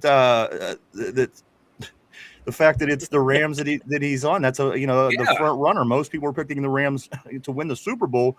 So that's very interesting. I didn't make that correlation. So there you go. Now he's talking about Super Bowls because Myles Garrett's probably closer than a lot of people might believe who winning that Super Bowl than TJ Watt is. So again, your thoughts on TJ Watt, do throw it up on the board. Let me grab some more messages.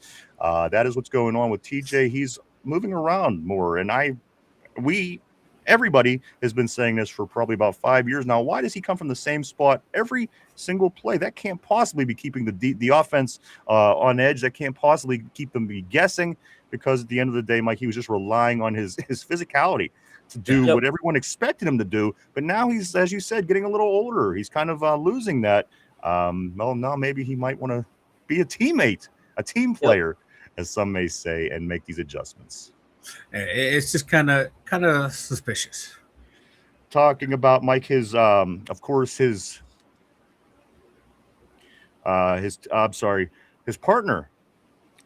Mike. I could just find it right here. Where did it go? Highsmith. Alex Highsmith, of course, I'm talking about. The other side of the defense. Alex Highsmith confirms he wants to be a Steeler for life. Does this make things interesting? Again, some of this money's got to start going to the offense moving forward. That's one. For two, we're going to be talking Highsmith's contract real soon. That's two. For three, if he wants to become a Steeler for life, what does that do for TJ Watt and, of course, Nick Herbig, who are already on board? Mike, even JPJ. Staying at the edge rusher position, what does this mean by Alex Highsmith declaring that he confirms he wants to be a Steeler for life? And I want to have a threesome with Florence Pugh and Natalie Portman. Doesn't mean it's going to happen, brother. Listen, if I could have had that 7-second delay that radios have, I would have put in Derpy and Finch's name in that. But you want these things out of life. Doesn't mean it's going to happen, brother. Like TJ Watt shouldn't even have been a Steeler for life, because you won a Defensive Player of the Year award. Cool. You don't win a Super Bowl. Cam Hayward, cool. You've won the Walter Payton Award, Player of the Year award. You haven't won a Super Bowl. I always say, Mike Webster and and Franco Harris retired, Kansas City Chiefs and Seattle Seahawks. You two can go retire elsewhere. Joey Porter went and bounced around the league. Rod Woodson went and bounced around the NFL. Joe Montana and Tom Brady, two of the arguable best quarterbacks in the history of the game. Very few people get to be a one helmet guy in all kinds of sports. This is the free agency era. Usually you have to be an otherworldly generational talent for that to happen. You guys are great players, but you're not generational talents. You can go retire elsewhere. I would like for you to stay here as long as you're helping my team win and be productive. But it comes to a certain point. We have 3/5 of an offensive line to re-sign next year. We still have a starting cornerback to potentially re-sign. We've had a lot of good drafts. We have to make hard decisions of who we're going to keep. These old guys can't just stay around because they want to stay here forever. That's not how it works. It's the NFL, man. It means not for long. You got to churn and burn these rosters. Yeah, I agree, Mike. Derpy? Yeah, I mean, Highsmith, I want him to stay, but it's going to be rough. I mean, that's a lot of money that's going to have to continue to go out on this defense. Again, at the end of the day, guys, we have a lot of offensive talent that we're going to have to pay next season. Yep. This offensive line, nobody's been paid yet. These young men are finally getting their chances. So at the end of the day, he's saying that he wants to be a Steeler for life. And at the end of the day, we're going to have to. What's the alternative?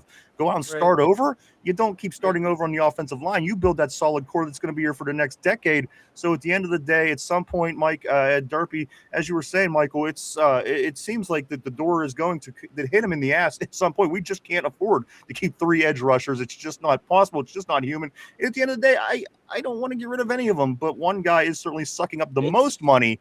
And some people, it's very controversial on whether you want him to go, stay. And again, that man is TJ Watt.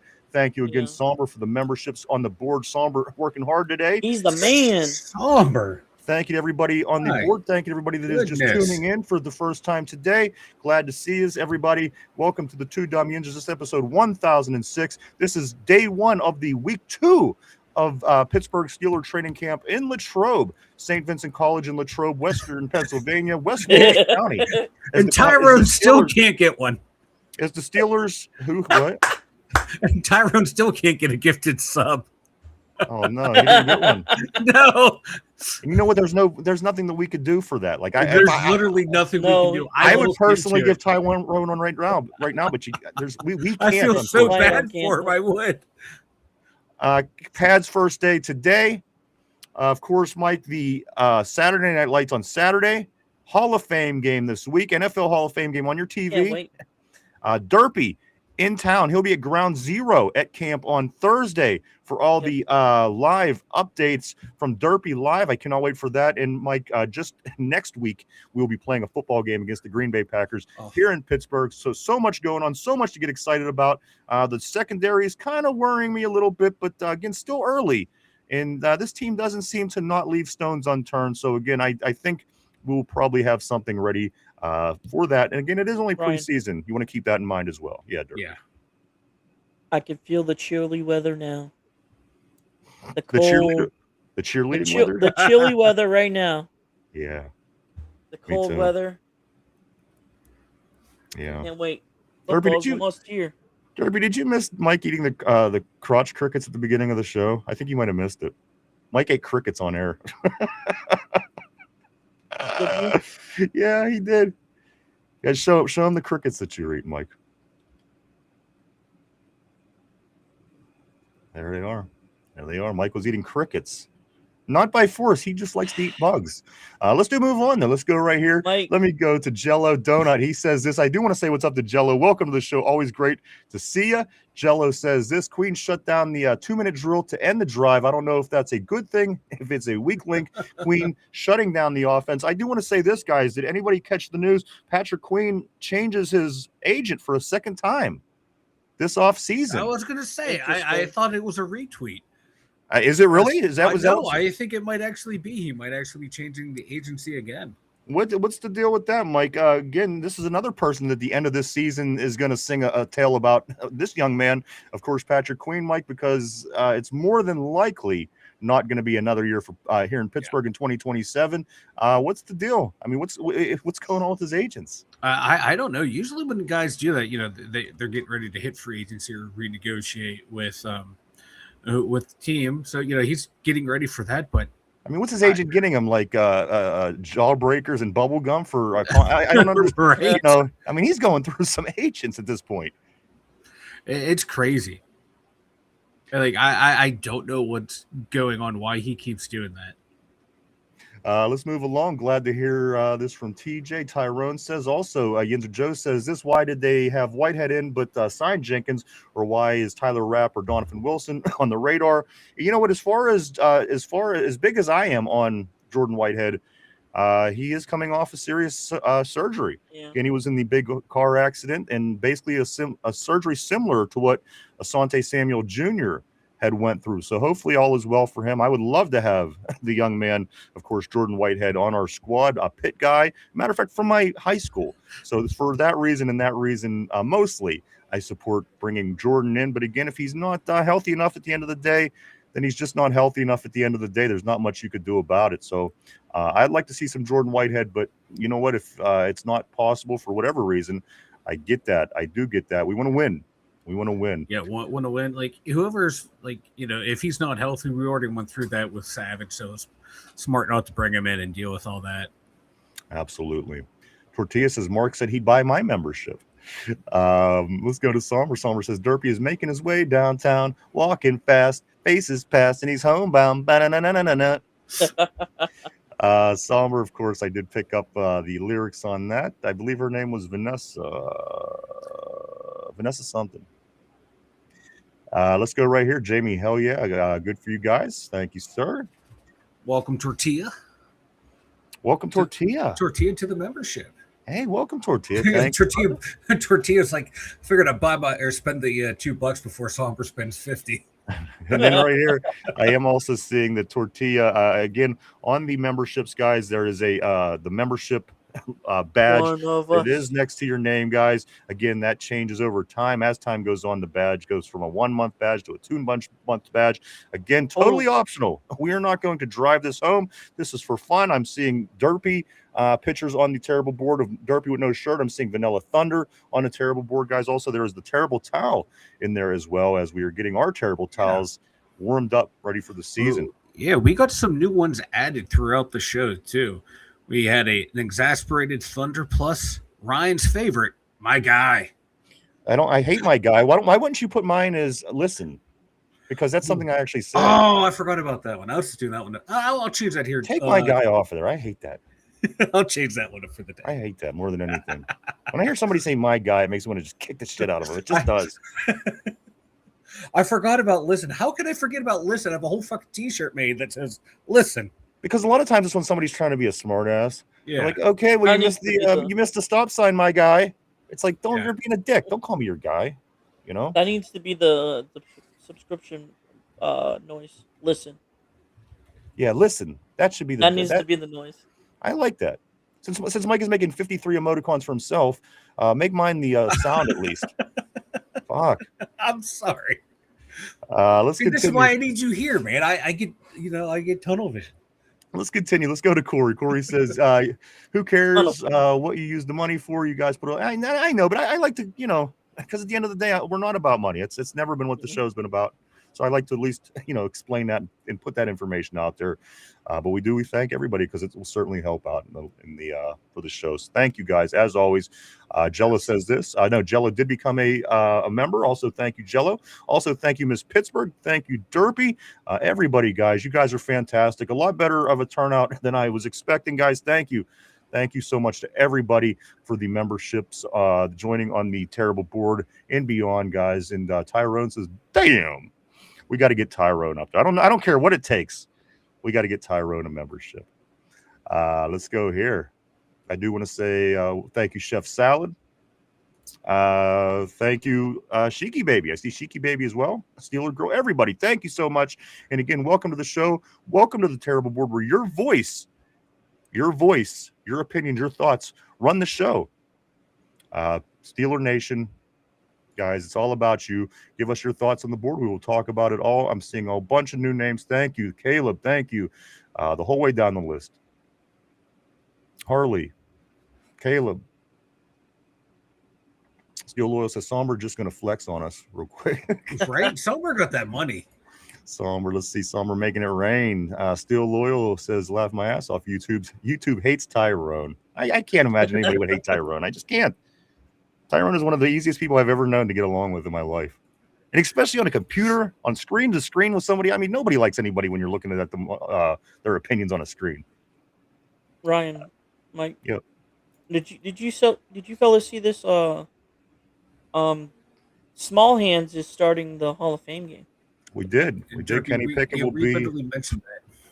We had a whole conversation about it. No, Okay. but Kenny Pickett will be starting, guys. If you are watching the Hall of Fame game this week, I'm sorry. The Carolina Panthers and whoever the hell they're playing, Cardinals. Carolina and the Cardinals, of course. Kenny Pickett will be starting for Probably. Carolina. I think That's it doesn't get any better very for us terrible Pittsburghers. choices. Let's go down to right here. Tyrone says, yeah, I hate my job. As I have a work card, I can never super chat. Oh, man, it's all good, brother. Dang. You go and do what you can do, man. Let's go here. Kai says this because it's not linked to my iPhone. I got you, man. No love lost, dude. Like I said, it's no problem. This is just for fun. I think the emojis are freaking amazing.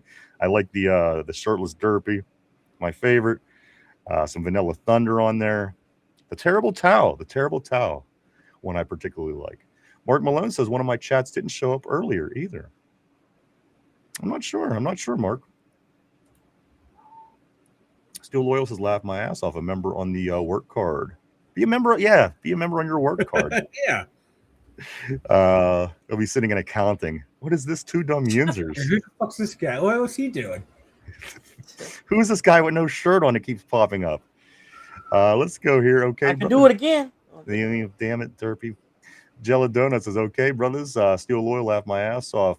Member on the work card. Cody says the defensive back everyone wants to replace Porter can't even ride the roller coaster at Kennywood. Of course, you have to be so tall. Damn. Is the reference that he's making there.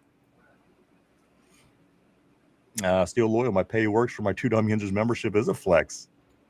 That is a flex. While you're sitting in the stall in the bathroom, chatting on your phone, on our terrible board. Employee of the Year, Steel Loyal. There he is. Steel Loyal, Employee of the Year. Let's go again. Breaking news, TJ is eating peanut butter and jelly. Breaking news.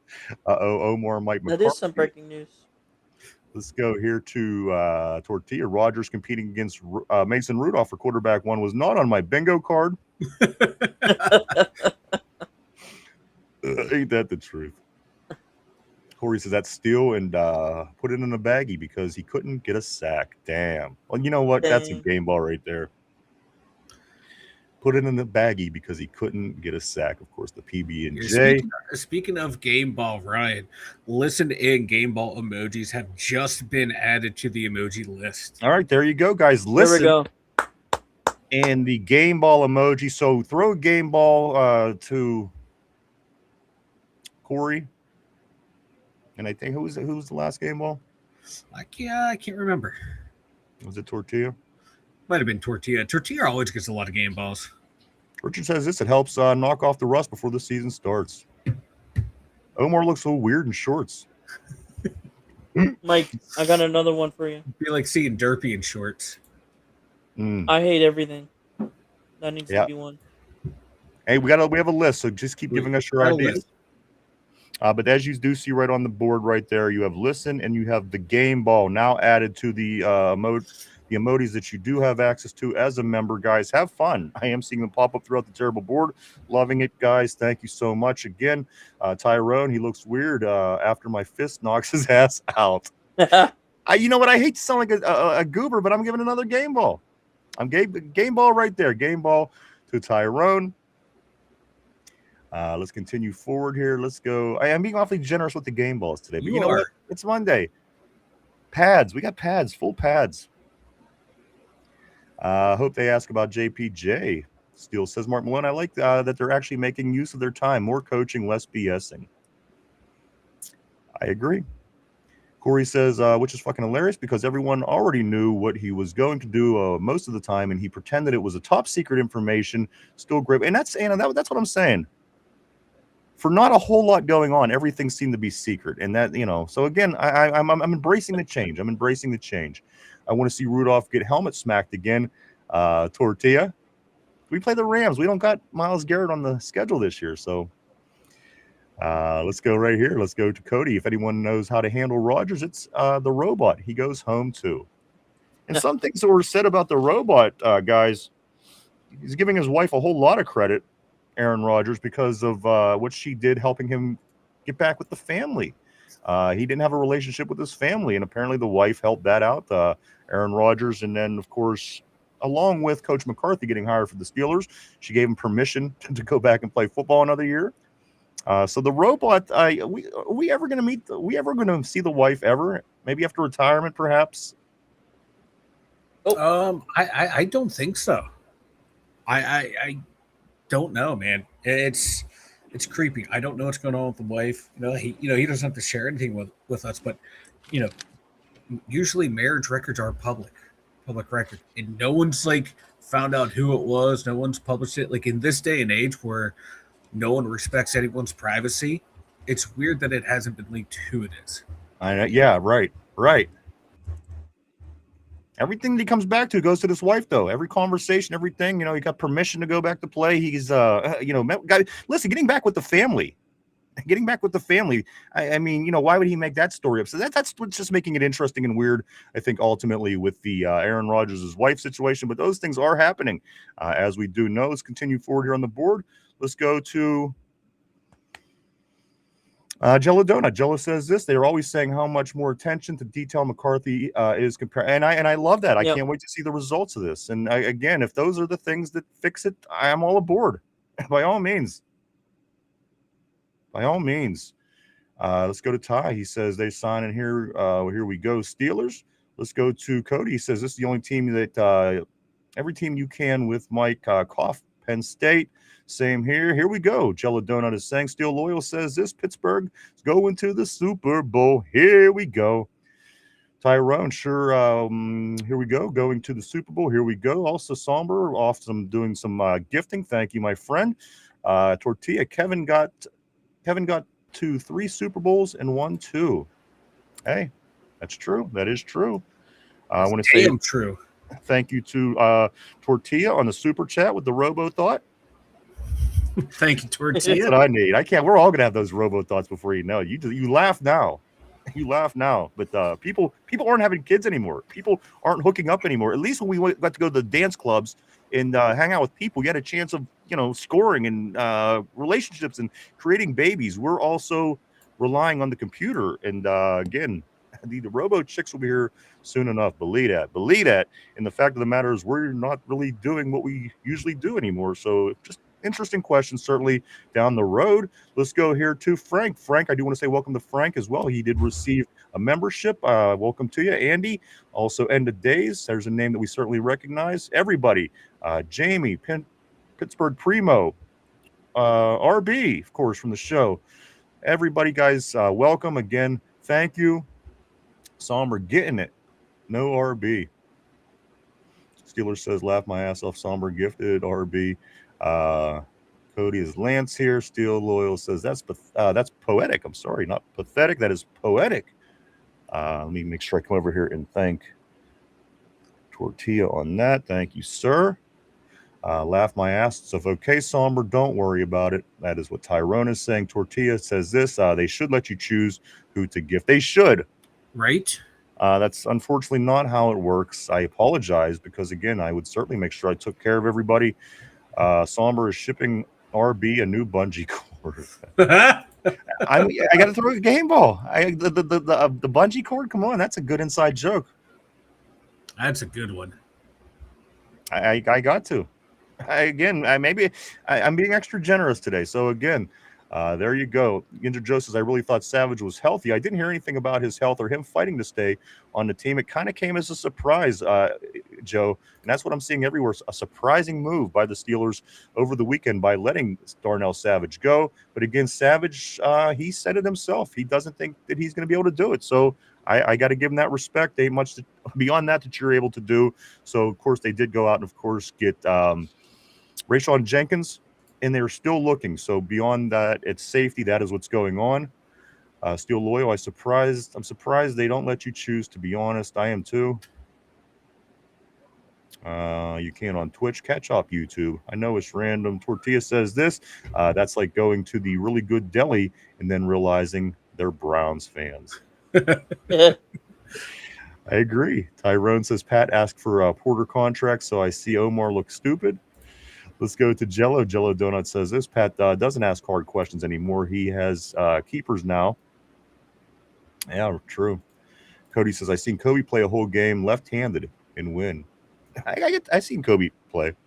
The Lakers came to play the Cavs quite a few years back. It was, matter of fact, when Dwight Howard was also on the Lakers. I don't know if you guys remember that. Cody and Dwight Howard team. I get to see them play. Cody says this. I seen Kobe play a whole game left-handed. Steel Loyal.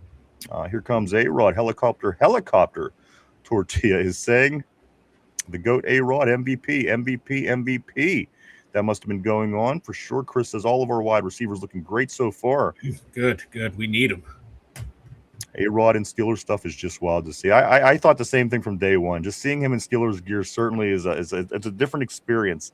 Again, being an older person, being somebody younger, maybe not so much, but us, we've seen 20 years of A-Rod in Green Bay damn near. So again, it is kind of weird. A couple more, and then we're going to go to some new topics here, guys. Steel Loyal says that's the first time I've ever seen DK Metcalf in real life. Holy shit. What the fuck is that? Steel, you're down there, huh? Are you down there, Steel? Ground zero. Yinzer Joe says around is the GOAT. People just throw the GOAT around willy-nilly. Don't know what a GOAT is. You know what? GOAT used to be bad. Yeah. When you were the GOAT, that meant that you fucked up. It just out of nowhere, it kind of became the what is it, the acronyms or with the letters of the name, the greatest of all time. But that used to be a bad thing. You didn't want to be the GOAT. If you was the GOAT, you effed up, man. Christopher, Caleb Johnson is having a good day catching the ball. Also, good to hear from that young man. Tyrone says A-Rod is a GOAT, top 5 all time. Not even, and that's true. I mean, his numbers certainly prove that. You really can't disagree. Laugh my ass off. A-Rod is unhinged right now. How do you even like me now? Interview. That is Steel Loyal on the Aaron Rodgers interview. Let's go here. Say welcome to a few more members that did come through. Seth, I do want to say welcome to you, and that was by way of Tortilla. Jello Donut says this, Mike. I love how A-Rod calls Kelsey Mr. Pfizer. A-Rod calls Kelsey Mr. Pfizer. God, That's good. That's what an good. idiot. That's good. Tortilla says I don't want to accidentally buy Mark one. He says, can I pay not to have Mark get one? He's willing to pay double the price too. So there you go. Tyrone says those are weird. Most that get them don't even be in the chat every day. Or am I tripping? I don't know. I just know that I have a lot of fun when I watch my baseball games. I'm up there hitting cones and everything. I really I went into it thinking to myself, I don't know, this is kind of stupid.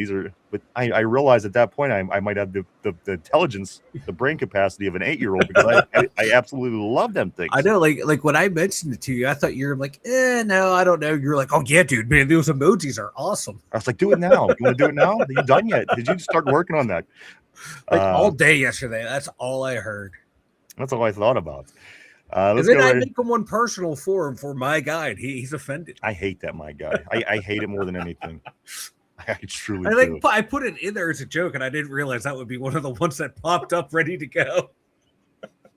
I don't know. It sounds too nice to. I don't know. There's just something from being from Generation X, hearing somebody call somebody my guy that really weirds me out. It just weirds me out. Nothing personal. It just does. Let's go right here. Tyrone says those are weird. Okay, we did get that. Steel Loyal says this. Yeah, it's YouTube trying to get the non-chatters to chat. Let's see. We go right here to Cody. Cody for new members. Sounds should be Mike saying Deontay Johnson is elite.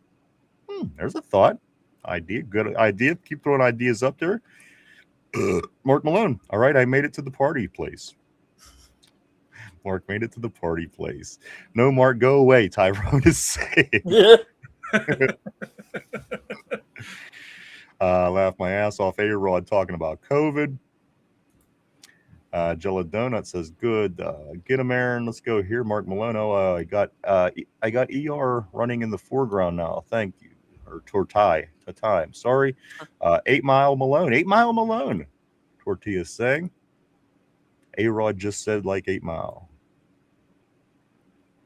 Mark Malone says, feel like I've been running 8 miles a day lately. Tortilla A-Rod dropping hints at JPJ. We're going to get some JPJ going to be live. Tortilla says, I'm on a darkness retreat right now. A couple more guys. We'll get into some new topics here as we do move along. Mark Malone says, do we think they'll trade JPJ or let him walk next year? Tyrone says, I just saw Steel City recaps, loyal. Let's go here. Black Thunder and Vanilla Widow. Black Thunder, Vanilla Widow. Ooh. Cody says, I would say Mike's closer to a threesome with Diddy and Epstein. Does it still count? As a threesome? That's a threesome. You just don't explain yourself. Right. Anyone asks questions about it. Don't ever. I signed NDAs. I can't talk about it. Let's go here to Tortilla. This is a small potato. Mike. JPJ is a big potato. That's preferring to Spider-Man. Cody says this ASJ without the A and the J can also spell MVS. It's true. It is true. Let's go right here. Mark Malone, we really do need to lock up ASJ long term. Welcome to Red Cross. Welcome to Kebab. I do want to say welcome to everybody. Again, thank you, Somber, BB Wheat, G, Control Your Vessel, everybody. Thank you so much. Welcome to the show. Welcome to the membership. Again, guys, we do have the new membership. We have Derpy with no shirt on. We have Vanilla Thunder. Don't tempt me. We have the Terrible Towel. Some sayings that coincide with the show. Also, Mike, we do have now new ones today and 100 YouTube, additional YouTube emojis are available as well. This is why I don't gamble. Somber says, Tortilla says the show is produced by Somber. Do check out Somber all the way out in Los Angeles, California, my man. Let's go right here to G. G says, get Derpy a LSU sweater. Let's go. I'm going to burn that sweater. Tyrone, he says this. Somber, don't worry about it, bro. I'm about it, bro. Tortilla says, watch Yinzer Joe get all of us first try. Somber says, yeah, I'm done. YouTube God hates Tyrone, confirmed. Unbelievable. That'd be all of our luck. We'll die and we'll go, and there'll be Mark Malone will be God in heaven. Oh, God. The first thing you'll see, it won't be the big light, it'll be the big mustache. Go toward the mustache. I'm talking about JPJ. Yeah. What's wrong with my child? I'm joking. Let's go here. Let's go. Laugh my ass off. I must be that hated, to be honest. I like I said, if I could help you, I would. I just don't know how. Yeah. Even Moon and Favre, Yinzer Joe. I'm not sure what that's referring to, but again, those are some of my favorite quarterbacks. Number 1 and number 4, of course, back in their day.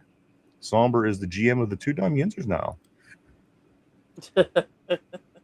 Let's go to Tyrone. I blame this card and Yinzer Joe and Mark if they didn't hate on JPJ so much, I would have got one. Perhaps. maybe the algorithm picked up on that shit. And they're like, you know what? Very unlikable or very abnormal opinion, maybe because everybody's constantly against you. Maybe that is what's happening, but I doubt it. And it's a very likable opinion because I like JPJ as well. The Iron Sheik. Yes, Mark Malone. Great seeing Iron Sheik. Sheiky baby. Jamie says, dying to see the highlights of today's practice. Absolutely, man. Yeah. I guess I just had to turn that on. Jamie says, whoever brought my membership, thank you. Tyrone said, I couldn't be gifted one. Let's go Somber. Yes, you have to accept gifted membership. So whatever you got to do that, make sure you do. And also, KPG has just turned off. yeah, what is it, Mike? I mean, is there something they have to do? You have to accept gifted memberships. Like they can't be gifted a membership if they don't have that. Yeah, you have to go into like if you go to like our page where it says like join, you can click on it. There's 3 dots up in the corner. You click on that and you have to highlight accept membership or accept gifted membership. So if you are having issues, try that. And if that brings a problem as well, just let us know. We'll try to get you, do everything that we can on our end to get you all set up. Excuse me. I do want to say what's up to B Smiles 84 back on the board, my man. Great to see you on the terrible board. I know you're ready for the Steelers. Mike, I believe we have Thursday. There's a day in the middle of this week that's off, if I'm not mistaken. Steelers are in for a couple of days with the pads, and then there's a day off in the middle of the week. If I had it in front of me right here, let's see, the 4th, 5th. Yes, they're off on Wednesday. So on Wednesday, there will be no Steeler practice this week, guys. The pads start today. Tomorrow, it'll be 11:20 start. Thursday, it'll be an 11:20 start. Friday, it'll be an 11:20 start.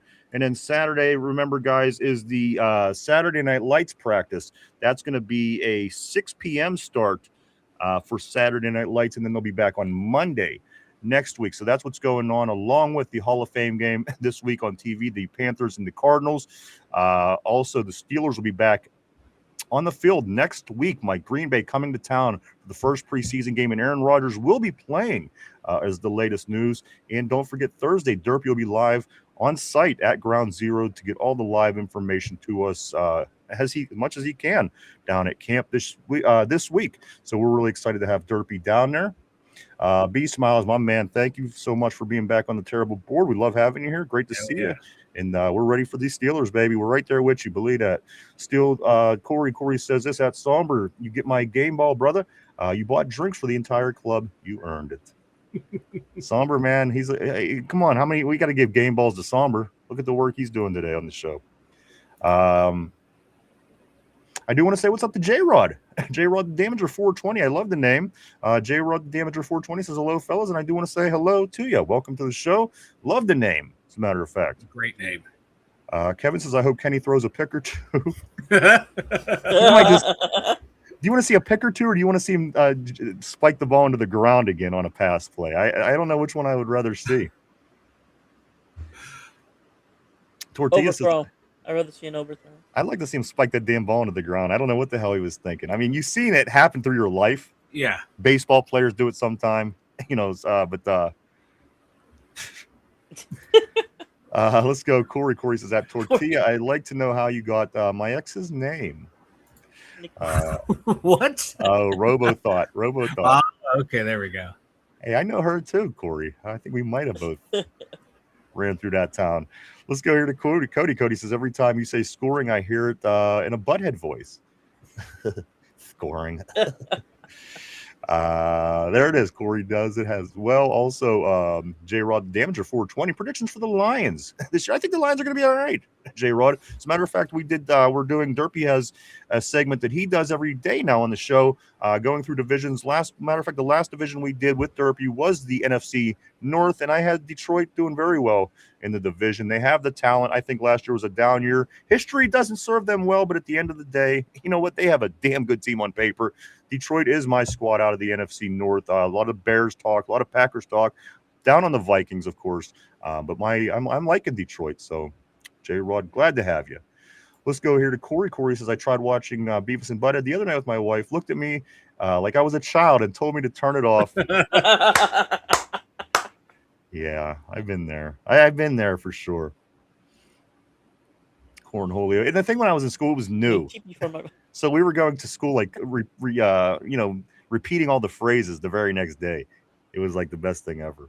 And the great Cornholio. There's the Cornholio. Also, Cody says this. Aaron Rodgers finally gets to keep the helmet he shared with Calvin. Awesome.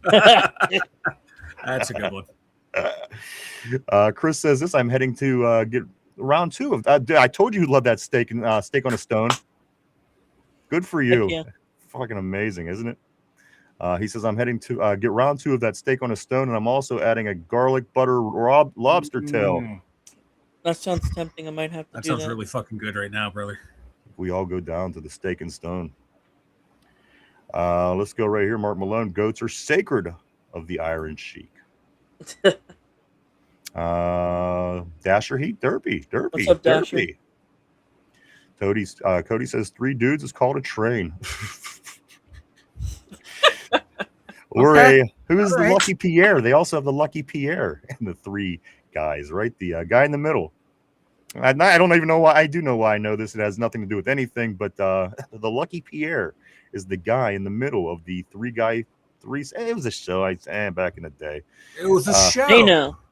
That's what we called it. Let's go right here. Corey says that was a real weekend at Epstein situation right there. Tortilla says we should This do is a Friday great night idea. fights and Darnell versus Broderick Jones. That's a great idea. Let's get into some stuff, guys. A little bit going into last week.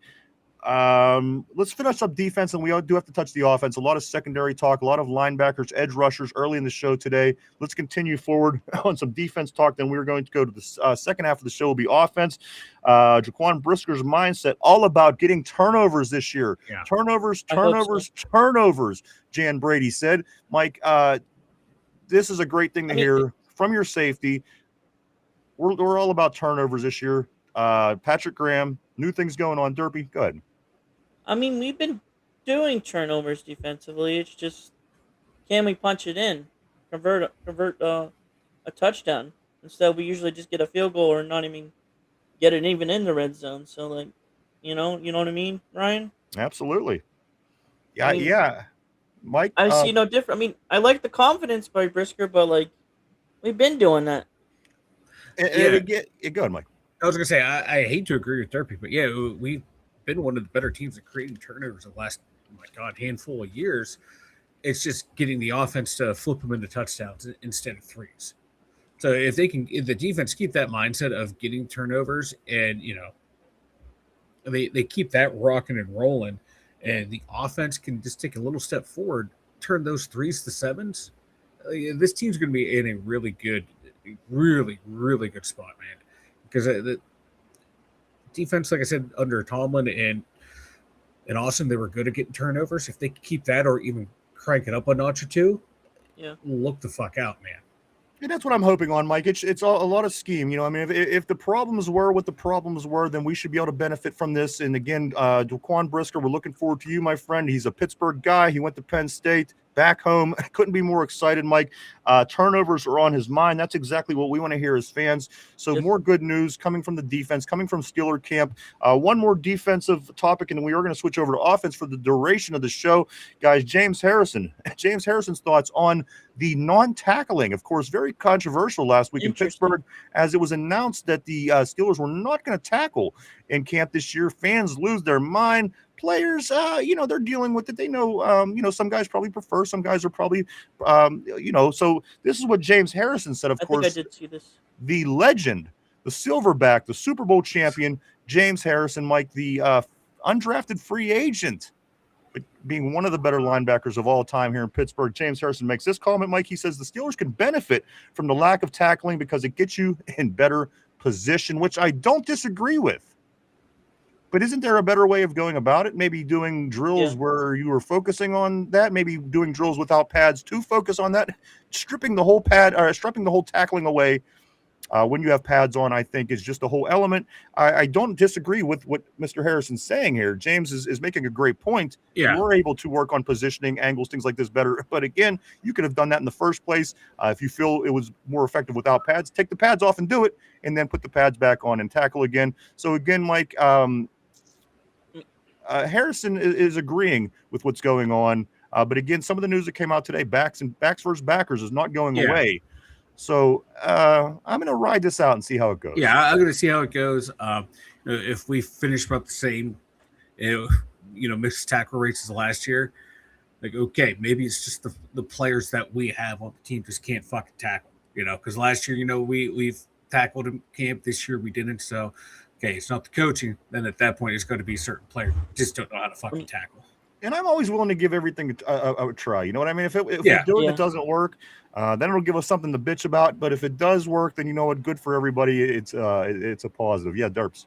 I was just gonna say, if it fixes third down situations in the middle of the field in our tackling situation, then I'm all for it. Absolutely. Well, we'll have to see. Absolutely. Anything else on that, guys? We're going to switch over to onto the offense, see some topics on that. Again, everybody, thank you so much for being here today. Thank you for support. Thank you for everybody on the terrible board. Thank you for everybody at home. Anything else on this defense, and then we'll switch over to the offense. Got nothing, brother. All right, let's go right here. Rooney on the offensive line. We need to come together once results from the heavily invested offensive line. The offensive line is going to be a big part of this football team this year, Mike. And it's 99% different than it was last year. Even the guys that started, they're on the other side of the line, which might be their original spots, albeit not a lot of experience in the NFL at those spots. And then also, Mike, the right side of the line, still makeshift, still a work in progress. Rooney wants to see this offensive line come together. We need this offensive line to come together if we plan on being able to use our weapons that we just acquired, Mike, of course, at the receiver position, running back room, everything. We're going to need the offensive line to be successful. What do you see from this offensive line moving forward? Good stuff coming out of camp so far. Oh, yeah. Spencer Anderson, Dylan Cook, a bunch of different names that maybe we didn't expect. Good things coming from the offensive line so far. Yeah, and from what I saw today, just reports I saw, no surprise, Zach Frazier just handled everyone that he went up against. If they beat him on their initial move to finish out the rep, he found a way to win that rep. To where, they didn't get to the quarterback or the running back. He looked good. Mason McCormick, from what I read, looked a whole hell of a lot better than last year. He looked solid. Looked really good. Looked like Dylan Cook and Troy Fatano both got beat by TJ Watt, but that's what I am expecting out of TJ Watt, is them to beat them. Alex Highsmith sounded like he split, his reps against Dylan Cook and Troy Fatano. Kind of what you expect right there. That's a much even matchup for those guys. Mad Max, he had an up and down day, but not like a terrible up and down days. Like TJ Watt ran through his chest because he got his hands in the wrong position, got him up, but they were spread out too wide to get the punch in, and Watt exploited that. But he also had another good follow-up rep against, I think it was against Alex Highsmith. So Watt's looking good going up against these guys. Highsmith, he's getting in battle with these guys. So I think that's encouraging for both groups right there. Watt's looking like how he should, and these young offensive linemen, they're holding their own against the guys that they should hold their own against, and they're struggling against someone who should be making those guys struggle, but nothing to where it was like so egregiously bad. It was just Watt beat them on their first step. He was that quick, or he overpowered them. So looking good all the way around, because you can't, Watt's a Hall of Famer. These guys are up and coming. These are good signs, though. They lost reps, but they weren't getting absolutely destroyed. Derpy, any thoughts offensive line? Again, Rooney's calling for them to step it up, pick up the pace, get it together. As a matter of fact, come together was the exact term that was used, because, again, a lot rides on this offense. And, again, it's going to be time to figure out paychecks next year. And this offensive line, it would certainly benefit them to have a great season. I mean, even though it's all in experience, I really like the ceiling for all of them and this reworked line. Still, though, the question is the injuries and the depth, but I think we'll be okay. We'll be able to ride it out and get some other guys if that's the case. But I really do like the ceiling for this O-line. Also, right here, Coach Max says this. He is very impressed. I want to emphasize on the words that are being emphasized right here. Very impressed with Spencer Anderson and Dylan Cook early on. Again, whatever that means, I don't know. It doesn't mean that he's going to slot them in as starters when it's all said and done. I don't know. But what I do know right now is that Coach Mack is very impressed with both of those gentlemen, Spencer Anderson and Dylan Cook, Mike. And Spencer Anderson, he's been the talk of the offseason. There's been rumors and rumblings that he will get a contract extension. That's interesting. Interesting, because Mason McCormick's been the starter for the past 2 years now. Yes. You just drafted someone in Dunker that you're the fourth round pick, so that's a high investment. Interesting development out of camp for Spencer Anderson. But hey, if he's progressing that way, good problem to have. This has shown that we've been drafting and developing well for the past handful of years. And now you get even better O-line coaches. That's going to be even better for those guys. Looking Wasn't good. Anderson signed last season for like a 2-year deal or something? No, this was the draft pick. Oh, the draft pick. You're right. Yeah. Let's see what else we got on this offensive on the offensive front, guys. A few things here. Let's talk about Will Howard. Will Howard, of course. Listen. Both of these quarterbacks are doing really well. They are. I mean, one better than the other. None better than the other. Right here, Coach Mack. Will Howard is on a really good path. Is one of the things I'm seeing him say. So again, I mean, whatever is coming out right now, Mike. It's only been 5 days into the practice year, into training camp. Yeah. Again, what we're going to find out in the long term with these two guys. One thing that I do know is Aaron Rodgers will be the starting quarterback. More than likely, Mason Rudolph is going to be the backup. If not, again, perhaps Will Howard. But right now, Coach Mack is talking good of every quarterback in the room. There's nothing that's not being said that's good about any of the four guys. As a matter of fact, as I'm reading over the weekend, it's more and more likely as we get closer that we do keep four quarterbacks when it's all said and done. I don't know the answer, Mike. Right now, all the quarterbacks looking pretty good. Yeah, and they're all, especially the two backup or the two young guys, they're each hitting what it seems like their developmental milestones of what the team wants to see. I just find it funny online. Everyone's comparing Aller and Howard head to head. It's like, you can't do that, man. Like, one is getting ready is competing for the number 2 spot. The other is just trying to get better, trying to learn the foundations of what Mike McCarthy wants out of a pro quarterback. Two completely different trajectories right now, but it seems like they're hitting what they want out of each one. And that's a good sign. Neither one of them has struggled. You haven't heard any reports from coaches or even people there going, oh my God, they look completely lost. So all good things coming out of that quarterback room right now. I like to hear it, Derpy. I know one of you is a Drew Aller guy, one's a Will Howard guy. Derpy, what's your thoughts? I mean, we signed the coach, the QB guru, Mike McCarthy. All right. Yeah. Good point. This is why, why that hiring looks better and better. Like, these guys are both improving better and better. I can speak more clearly about Drew Aller than I can Will Howard about their development.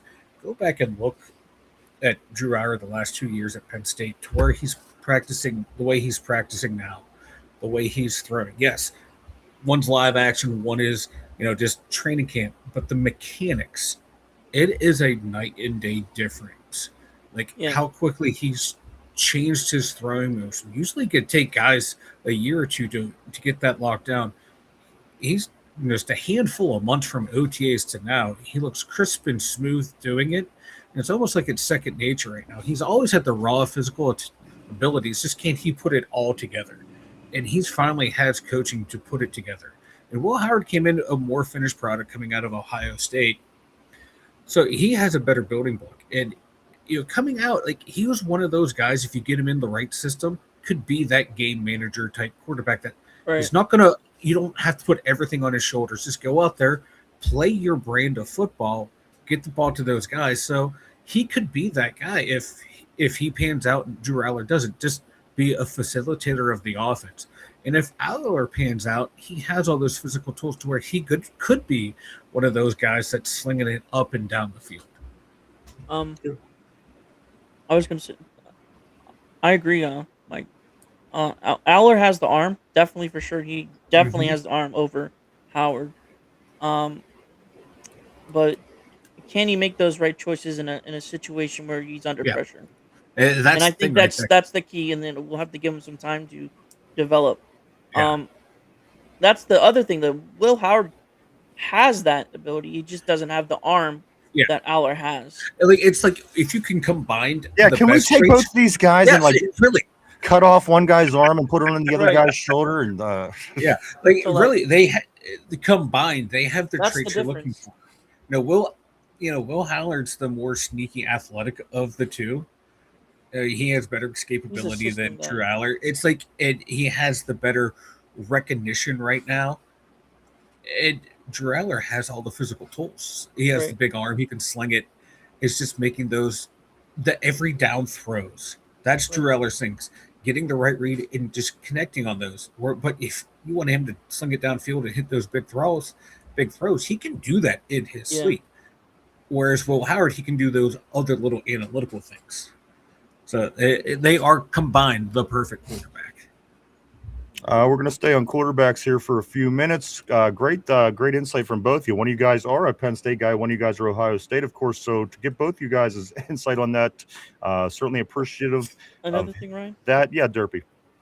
I mean, usually they say that if you have two quarterbacks, you don't have your guy.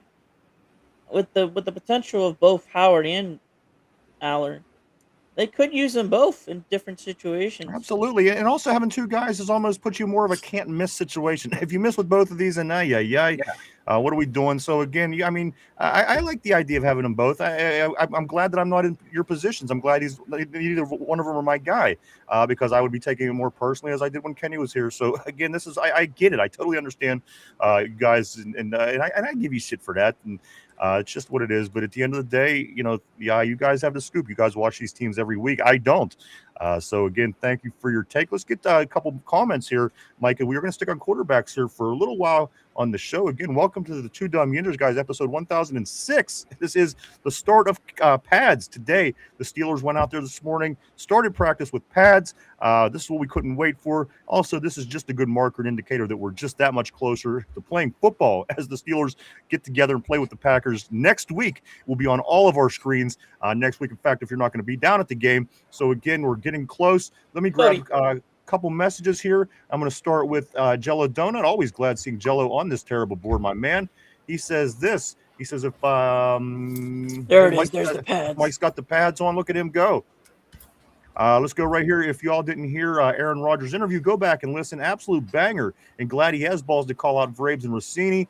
Fauci and Kelsey makes me like A-Rod even more. You know what? And I'm finding out that he is an interesting guy.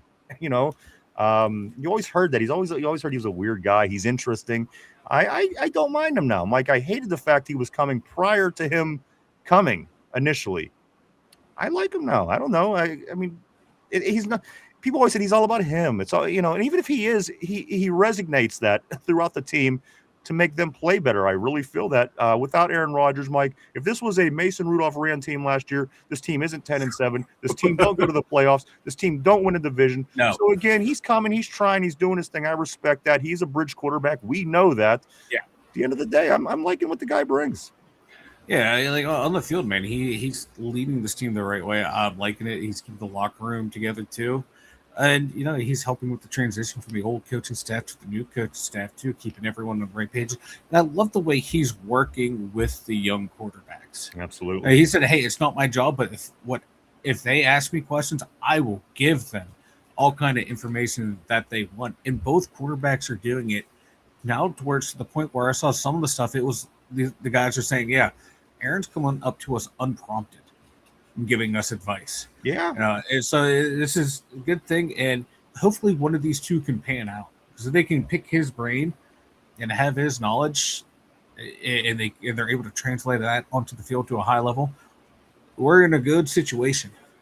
He has a way of bringing other people into his fortunes in a sense, because at the end of the day, it's not really all about Aaron. I thought it was going to be a circus. I truly, honestly did. It was going to be the Aaron Rodgers show, and it's not. He brings people into his world, and again, he takes them out to a rodeo or wherever the hell's going on. He's really focused, Mike. He's really committed to the team. I like that. This wasn't these weren't the things I was expecting to get from Aaron Rodgers initially. These are the things that we did get with Aaron Rodgers, and I got to be honest, I'm thrilled for a bridge quarterback. This could be a lot worse. It truly could be a lot worse situation. Look what happened with the Jets. Look at other teams that are using bridge quarterbacks to try to buy time to find their guy. It doesn't always work good. You don't always finish 10-7, make the playoffs, and win the division in that situation where we are. So again, I'm grateful what Aaron Rodgers is bringing to the table, and again, I hope that he could move forward with that situation this year again with better skill players, a different system. We're all hoping and praying that this thing could just continuing to move in the right direction when the rest of the football world is telling us that it isn't. Over and over, everything the Steelers does, they have something to say, they have something to badmouth, but at the end of the day, we end up being the team that gets into the playoffs, wins the division, wins double digits. So we're going to continue doing what we do here in Pittsburgh. That means we're going to win some football games. Let's move forward. Jello says, fuck those frauds. Fuck those frauds. Also, Mark Malone says, major reason why they are not going to sign JPJ. I also want to make this comment while the JPJ comment did come up again. I missed this on defense. Asante Samuels Jr. guy says that he feels miles better this season than he did last year. He says, I'm starting to feel like my old self again. Again, it's just words at the end of the day. But again, it's positive, optimistic words that I like to hear as a Steeler fan. Certainly moving forward and having issues in the secondary at the moment. This is encouraging to hear. Oh yeah, I love that he's playing well, that he's healthy. I liked him when he came out of Florida State. You know, when he went with the Chargers, I thought he was on a very good upwards trajectory until that injury.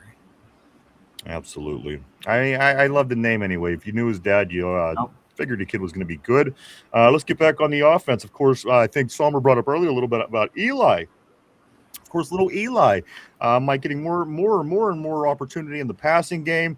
He says this going into today's practice, I'm eager to put the pads on, play some real football. Mike, he's saying it just feels natural to me as well as ASJ is saying. A lot of these guys getting back in the form, getting in the mode. Again, what this means in the big picture, we don't know, but we know that the guys are ready to play. Their heads are in the game. And again, I think that goes to credit, not all the credit, but somewhat credit to Coach Mack and the way he's, running the ship. I like this. I think we're going to see the results from this. And again, I think the guys, once they, it's tough to make change. Once you get used to the new system, I think they're going to buy into it. And again, hopefully just going to be more beneficial and lead us to more success. Yeah, it seems like everyone is buying into it, man. I'm loving it. Loving what I'm hearing from this team. Absolutely. We were talking about Aaron here, Mike. A couple things about Aaron Rodgers. Him and Pat Freiermuth. The connection seems to be heating up with Pat. Also, this is what you're hearing from a lot of receivers. DK and Aaron couldn't look any better. Pat Freiermuth and Aaron Rodgers couldn't look any better. Roman Wilson, who has had very little opportunity with this team to this point in his career, him and Aaron is looking better. Again, just more things, Mike. As who was it? Adam Schefter or one of them says that this team is where'd it go? A little bit more. Okay, here it is. A little more than usual surrounding the Steelers' optimism. The team. There's more optimism, and that's coming from Adam Schefter. Again, this is nobody from in our camp. This is somebody from the outside. Is saying that it just seems more optimistic, and I couldn't agree more. It's like they're finally seeing what we have been talking about all off season, and you look past the quarterback room, look past whoever the head coach is, look at the roster that Con and Weidel have built the past 4 years. Like, this is a team that has, like I said before, been built to remain competitive while building for the future. And right now, this is the most complete roster we've had in a long ass time. Because we have some older players on there, but this team has gotten younger with a lot of good young talent put into it, and then some key veterans that have won championships, that have, or even if they haven't, they've come from teams that they've played a lot of starting football for it and that played well on, and now they're all coming together here. This is just like the perfect storm for 2026, 2027 season of the Steelers, man. It's going to be a damn good year. Now, if they had like a younger, more exciting quarterback, I think people would be like, oh my God, this team's ready to explode. If we would have drafted someone like Ty Simpson in the first round, they would be like, oh my God, you get him in there, this team's going to take off. But because, we have Aaron Rodgers, Will Howard, Drew Aller, everyone's kind of like just boo-booing it until they actually get here and look and see the way things have been built and the talent that they have.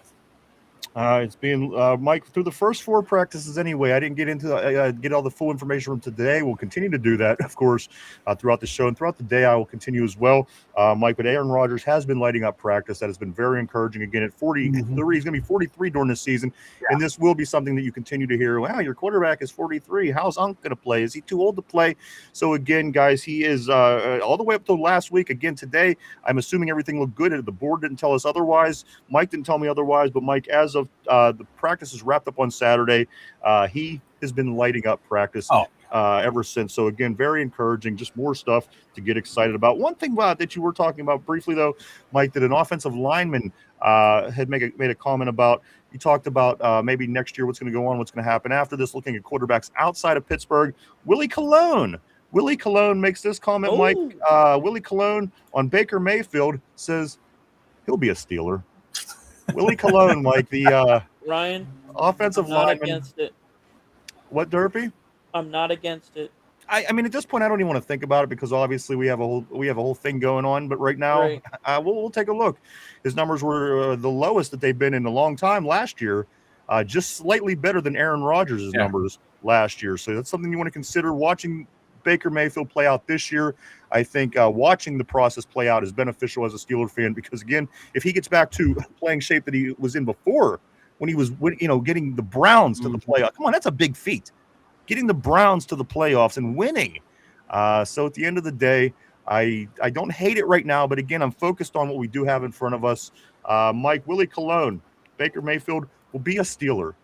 I don't think he will be. I think they're going to stick with one of these two young guys or someone through the draft. He's going to want. He turned down $50 million a year from Tampa Bay. We don't have $50 million to throw to a quarterback while trying to re-sign all the young talent that we have. I think next year you're looking at Will Howard, Drew Aller, and a rookie guy from the first round, maybe someone from the first round competing to be the starting quarterback. I just don't see them spending big money on quarterbacks. The way the roster's been built, it screams towards almost doesn't make much sense. You're right. Yeah. You're right. Let me grab a couple messages here, guys. Let me go to Tortilla. He says, I call upon all nations to do everything they can to stop these terrorist killings. Thank you. Now watch this throw, George W. Rogers. I do want to give a big shout out and a big welcome and a big everything. Feel the steel back, baby. Steel. Boom. Steel always brings it during season. Great seeing you back here in camp, my man. Feel the steel. What up, Watt fans? Cheers. Great to see Phil on the terrible board. Hope things are going good for you, sir. Cody says if you cut off Drew Aller's arms and put them on ASJ, he might have a shot at taking Porter's spot. I am also seeing some of the emojis right here. I'm seeing Somber has hell no on Baker with the Thunder, guys. Again, for $1.99 a month, you could get on and you could use all these new emojis that Mike has up today. These have, I see a picture of Mike, the Vanilla Thunder. Wait, what do you want me to call it? Are they emojis? Are they emotis? Are they emoticons? Everything I said. Emojis. Everything I said, you laughed at. What do you want me to Well, say? it's because earlier, Somber was like, I seen it. I'm saying, who cares? You don't understand what I'm talking about? It just makes me giggle. Every time I say it, it's like, The pierogies. it's like pierogies. Like F off. I'm gonna make it one that says emojis. Please don't. You might as well get my guy back up there. No. Let's go right here, guys. I am seeing though. Somber did with the Thunder one. Keep it simple. I get it. Let's. I do again. You could jump in, guys. $1.99. You could use all these. I see Vanilla Thunder. I see a Derpy with no shirt on. Believe it or not, I'm seeing. Don't tempt me. A terrible towel. I'm seeing what else, Mike? What's the new ones up there today? Oh my God, we got Game Ball. We got Listen in there. There's Brother Shush. We got a Derpy. We got a couple of Thunders and the terrible towel. I think that should be all of them. Again, there's no commitment, guys. Shush absolutely is a good one. We like that. There's no obligation, guys. If you want to, you could jump in on some of these emojis, and have some fun with it, guys. There is a bunch that you could use during the show live every single day. Lots of cool stuff. There's no commitment, month by month, and you could cancel whenever you like, guys. It's there for fun. So again, have some fun with it. As we were seeing on the show today, lots of people. Thank you so much for all the memberships. Everybody. Somber says I can also make emojis for YouTube if you need help. Possibly. Well, thank you, Somber. You've been a lot of help, my man. Thank you so much for everything. I make them for my sneaker streamer. Nice. Guys, it's time to get into Derpy segment. We've been going through every division in the NFL, trying to figure out where the division is going to land when it's all said and done. We're going to wrap up the NFC today with the NFC East. Then we're going to finish out through the week the AFC.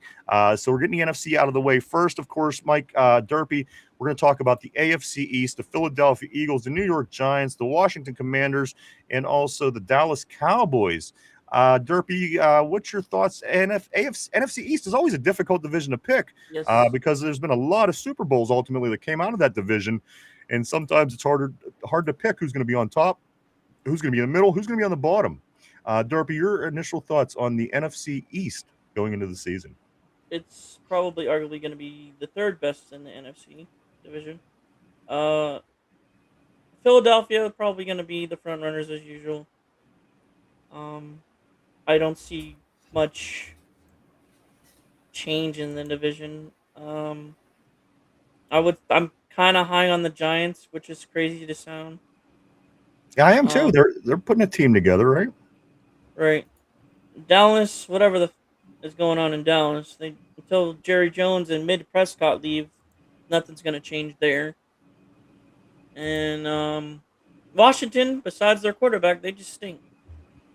Yeah, that's where I'm at. I'm thinking Philadelphia wins. It just seems like their division right now, and it's been odd that the same team has been able to win consecutive divisions in that division. That hasn't happened for a long time until recently, but I got to stay Philadelphia on top. I like, of course, they're just, I think, the best team in the division, top to bottom. I like with the Giants, and again, it's been years of work going into this team, and I think at some point you have to see the fruit of that. So I'm going to go the Giants. I like them next. It seems to me that the Commanders, they ended up in the NFC Championship 2 seasons ago. What the hell Which happened? is I don't know. So I don't see that happening again. But Dallas does have offense. They do have receivers. They have George Pickens. They have players. They're going to win their share of football games. For me, it's Philadelphia at the top, the Commanders at the bottom, and Dallas probably second, New York third, which I'm hoping New York could become that second team because, again, they put a lot of work. New coach, young quarterback, young talent that you're getting in the draft, high picks. I like the Giants. I'm going to take them second. However, I really believe Dallas will probably finish second in the division. For me, NFC East, I got Philadelphia. I got the Giants. I got the Cowboys. I have the Commanders. Again, middle two could possibly switch. I'm just taking the Giants because I like the story. Mike, NFC East. Yeah, I have the Commanders finishing last. Like Derpy said, what are they building around their stud young quarterback? They brought in no weapons on offense. That offensive line, I don't think is that good. I like some of the pieces they have on defense, but outside of that, I don't know what they're doing. I think the Giants are going to end up finishing third. I think it's going to be a tough third. It's not like, oh my God, they suck. They finished third. It's going to be, they could potentially put out 2 teams. Yeah, they could finish to where like a game out of a playoff spot. I like what they have there. And then from there, like your top 2 teams, Philly and Dallas, I think this might be the year that Dallas wins the division. I think the Eagles make it into the playoffs, and I think Dallas finishes first, but just by like a game. I think those top 3 are going to be kind of close, but I like Dallas's offense. Like Dak Prescott, you might be right, Mike. Like in the regular season, dude could put up MVP type numbers. He had one stolen away from him, and that one to Lamar Jackson, where Dak should have won MVP. Like, and you have CeeDee Lamb, George Pickens. I love their running game too. They've good offensive line. The defense, they got rid of Parsons, but they got a lot of guys back. I think they might sneak into a division title and then shit the bed in the playoffs. And then I think the Eagles will be there. They'll do what they typically do. Jalen Hurts will be up and down. They get to the playoffs and they'll go on a little bit of a run. I will say one thing about Philly. They lost some It guys. smells. Yeah, it stinks. It definitely does. No, they lost some guys on defense and they lost some guys up front. Yeah, I mean, and it's about time. I mean, Philadelphia's kind of ran their course in a sense. So if they did start on a decline, and perhaps Dallas does win a division, that wouldn't surprise me much because, again, at the end of the day, it's been hard for teams in this division to consistently continue to win that division. If you look historically for the past 20 years or so, it didn't happen for many years. It was never a back-to-back win in that division. So, again, I would be surprised at all if Philadelphia kind of falls from that. Yes, they have a good team. Yes, they're probably still the best team on paper. Can't take anything away from Dallas's offense. But at the end of the day, everything has to come to an end at some point. So for the Eagles, that's the case for me. And for the Giants, my argument on this is they do good about every 10 years or so. They just do. They beat the unlikely.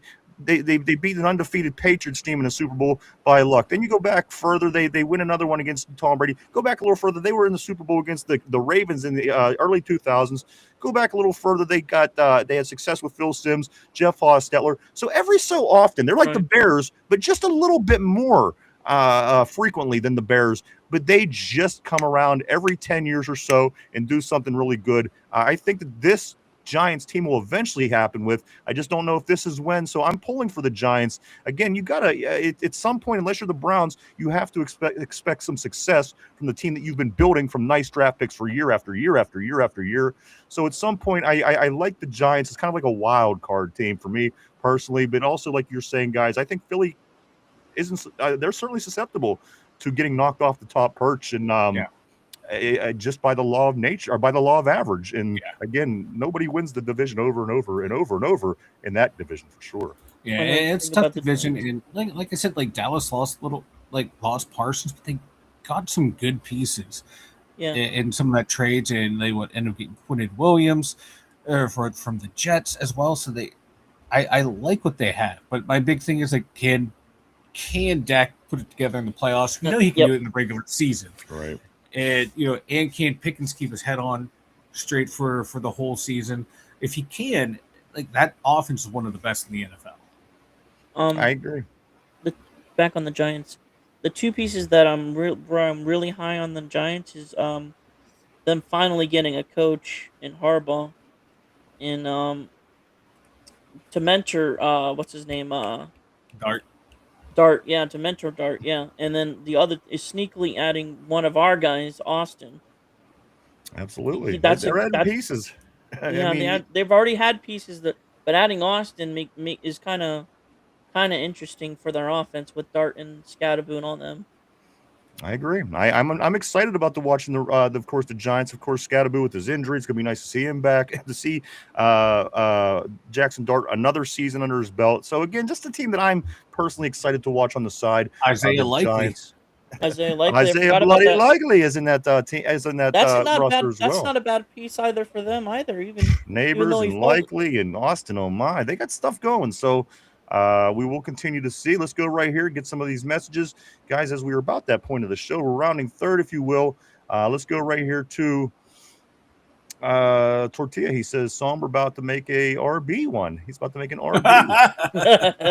Somber, of course, says, if anyone is looking for a new screensaver, Steelers Twitter just uploaded a picture of TJ, Herbig, and Watt. I think I've seen it. It looks pretty tough, yeah. Perhaps that is Highsmith. Highsmith, Herbig, and Watt. I'm guessing it's pretty tough. Go check that out. Somber's pointing out. Also, Corey, Don't Drink That says, I think Dallas might unfortunately win the division with that upgraded defense. They're due, and Dart was steady in his first season. I see him building on that under Harbaugh. Philly for third. Two things about that. I agree with you. The Dallas defense was certainly the Achilles heel, so by getting help there certainly will go a long way. And finally, my last thing on the Giants is this. Like Coach T, like Coach Mac, I think Coach H falls in that same category, guys. Yep. I put them, I left them for dead. I said, these guys have been passed by. The league has passed them by. Let's see the results now. Let's see. I think maybe the Ravens just might be a winning organization. Let's see if the Harbaugh coaching carries over the success to the Giants. It's going to be something interesting. I think the Ravens are a lot like us. I think they're just a winning org. So, again, it's going to be interesting to see what Coach Harbaugh does and what Coach McCarthy does here, all in the same. Final thoughts on this topic, guys. I'm excited to see. I'm excited to see Coach Mac's offense and defense in action, man. Here in a couple of days against Green Bay, I can't wait. Yeah, absolutely.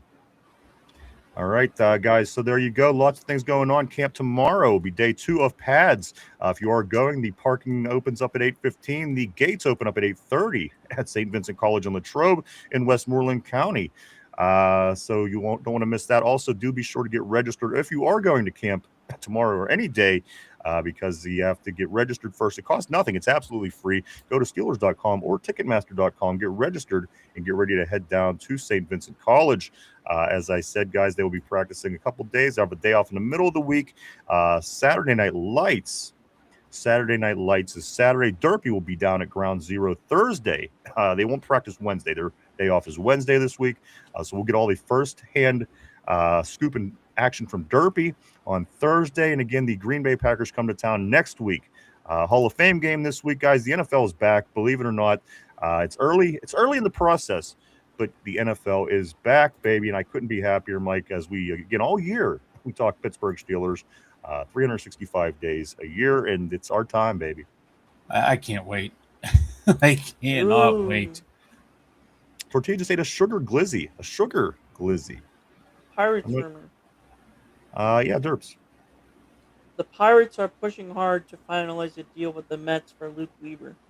Okay. Yeah, that's trade deadlines today. Don't want to miss that. Also, Pirates back in action tonight. 4-game set in Milwaukee after losing the series to the Reds over the weekend. Pirates 1 game under 500. They hit that trade deadline. Maybe, just maybe, they could get a shot at some postseason play. Mike, why don't you go and tell everybody about the website, and then we'll get into some trivia for the day. Check it out, everyone. The 2Yinzers.com. I got a new article up there today about some of the top oh my god, about the top talking points going on with the Steelers. Some of those we addressed on the show. So check it out over there at the 2Yinzers.com. We also got all of our links to social media are there and links to the merch store at the 2Yinzers. Check it out. All right, guys, go check it out, everybody. www.the2Yinzers.com. That's www.the2Yinzers.com. Lots of cool things over there. Mike does put a lot of work into the website. Him and RB and Chop. Do go check it out today. www.the2Yinzers.com. It's time to get into some trivia question. The trivia question of the day, and I made a point earlier to give you a hint. It's going to be about equipment. This week, of course, as the pads go on today, Mike and Derpy and everybody on the board, everybody at home, it's going to be in question. It's going to be a trivia question regarding equipment. Derpy. It's confirmed. Luke Weaver to the Pirates. All right. Pirates are certainly secondary. He could wait. He can wait till we're done with football. But there you go. Thank you for that, Derpy. Luke Weaver to the Pirates. That will certainly go a long way for sure, Derpy. But I need you to put your thinking hat on, all right? Mike, you're going to put your thinking hat on. Focus, Derpy. Everyone, I like can't have the pads on and you're bald and. Derpy. We're talking football, not baseball. Good. Relax. Stop yelling, everybody. Guys, let's get into it. This is the question of the day. It is regarding equipment as the Steelers back in pads today. Here we go, guys. Question of the day. Professional football teams' logos didn't appear on helmets until 1948 when running back Fred Gurk started painting his team's logo on all of his teammates' helmets. Which team was this? Again, let me read the question one more time and make it clear. Professional football team logos didn't appear on helmets until 1948 when running back Fred Gurk started painting his team's logo on all of his teammates' helmets. Which team was it? And there is a hint, guys. Would you like a hint? Yeah. The team does still exist today. It's not a team that is not anymore. So it is a team that is out there. Take a minute to think that over. We're live 5 days a week right here, Monday through Friday, 11:30 a.m. to 3:30 p.m. every day right here on the Tube. So question of the day, guys. Throw your interest up on the board if you think you do know it. This isn't like Friday. You don't have to wait. If you do have a guess, if you do know it, anything of that nature, do throw it up on the board. Again, one more time. Professional football team logos didn't appear on helmets until 1948 when running back Fred Gurk started painting his team's logo on all of his teammates' helmets. Which team was it? And again, the hint is still a team right now. It is still a team that exists to this day, and the logo could probably be very similar, I'd imagine. Mike, what is your thought process? Corey, don't drink that is saying I want to say it was Washington. Wouldn't be a bad guess. Tortilla's guessing the Cowboys. Not a bad guess either. Mike, what's your thought process on this question of the day? Which team was the first to get the logo on the side of their helmet? It would have to be something simple, you would think. Yeah. That's a lot of paint. Yeah. He might have did with a pencil for all I know. Who knows? Yeah. The leather helmets. Yeah. So I'm gonna go. It's a team, not a. So I'm going with the Colts. It's the fucking U. All Yes, right. they were in Baltimore. Now they're up in Indy, but still the team's still out there. The Colts. So I'm going with the Colts. Good enough. Not a bad pick. Is this your final answer? Final answer. All right. I'm going to lock you in with the Colts. Derpy, your thought process. The question of the day is this. Professional football team logos didn't appear on helmets until 1948 when running back Fred Gurk started painting his team's logo on all of his teammates' helmets. which team. I'm seeing the Cowboys. I'm seeing Washington. I'm seeing the Colts. Derpy, what do you think? Well, there was only a select few teams back then, and only one or two of them were like winning. So I'm thinking I like Packers. I like Corey's logic. Somebody forgot to paint anything on the Browns helmets. So it's probably not going to be them. You could probably roll them out. I'm thinking the Packers with the G. And the Packers. Is that your final answer? Yes. All right, I'm going to lock Derpy in. Not a bad pick as well, guys. Everybody, good picks today. Let's go. Corey did say this. Says somebody forgot to paint a logo on the Browns orange helmet. Shaking my head, guys. Again, I'll give you another moment. Anybody else does want to throw some guesses up? Perhaps you do know. Perhaps you were waiting it out. Perhaps you looked it up. Do throw your answers up on the board. Mike does have the Colts. Derpy does have the Packers. One more time, the question is this. Professional football teams did not have the logo on their helmets until 1948 when running back Fred Gurk started painting his team's logo on all of his teammates' helmets. Which team was it? The hint was it is still a team now. It doesn't mean they're in the same city, anything of that nature. As you know, Mike picked the Colts. So, again, any team that is now, I'm just looking for the team, not the city necessarily. So, Derpy did take the Packers. Guys, just another moment. I will give the answer away on this. Mike, again, all week it's going to be questions regarding equipment and pads, as pads did start today. So very, very excited about that, guys. Again, today is day 1 of week 2 of training camp, Mike. Already in the week 2. We're going to be there before you know it. Dude, man, we're close to a game. There's an NFL game Thursday. There's an NFL game Thursday. Next time we're going to see everybody's going to be Tuesday. Come on, you might as well. It's basically the same day at this point, right? Right here, Corey says, I swear it was Green Bay because that was my first thought. You could take Green Bay. Corey, going to take Green Bay. Again, not a bad pick. Sharing picks with Derpy. All right, here we go, guys. Answer for the question of the day. Professional football teams' logos didn't appear on helmets until 1948 when running back Fred Gurk started painting his team's logo on all of his teammates' helmets. Which team was it? It was the Rams, fellas. Rams. Fred Gurk really getting in there and getting the, as far as I know, that's how it would have looked. But Fred Gurk, everybody, the Rams back in 1948. It was the horns, actually, he was putting on there. So the horns. So, credit to Fred Gurk. I mean, come on.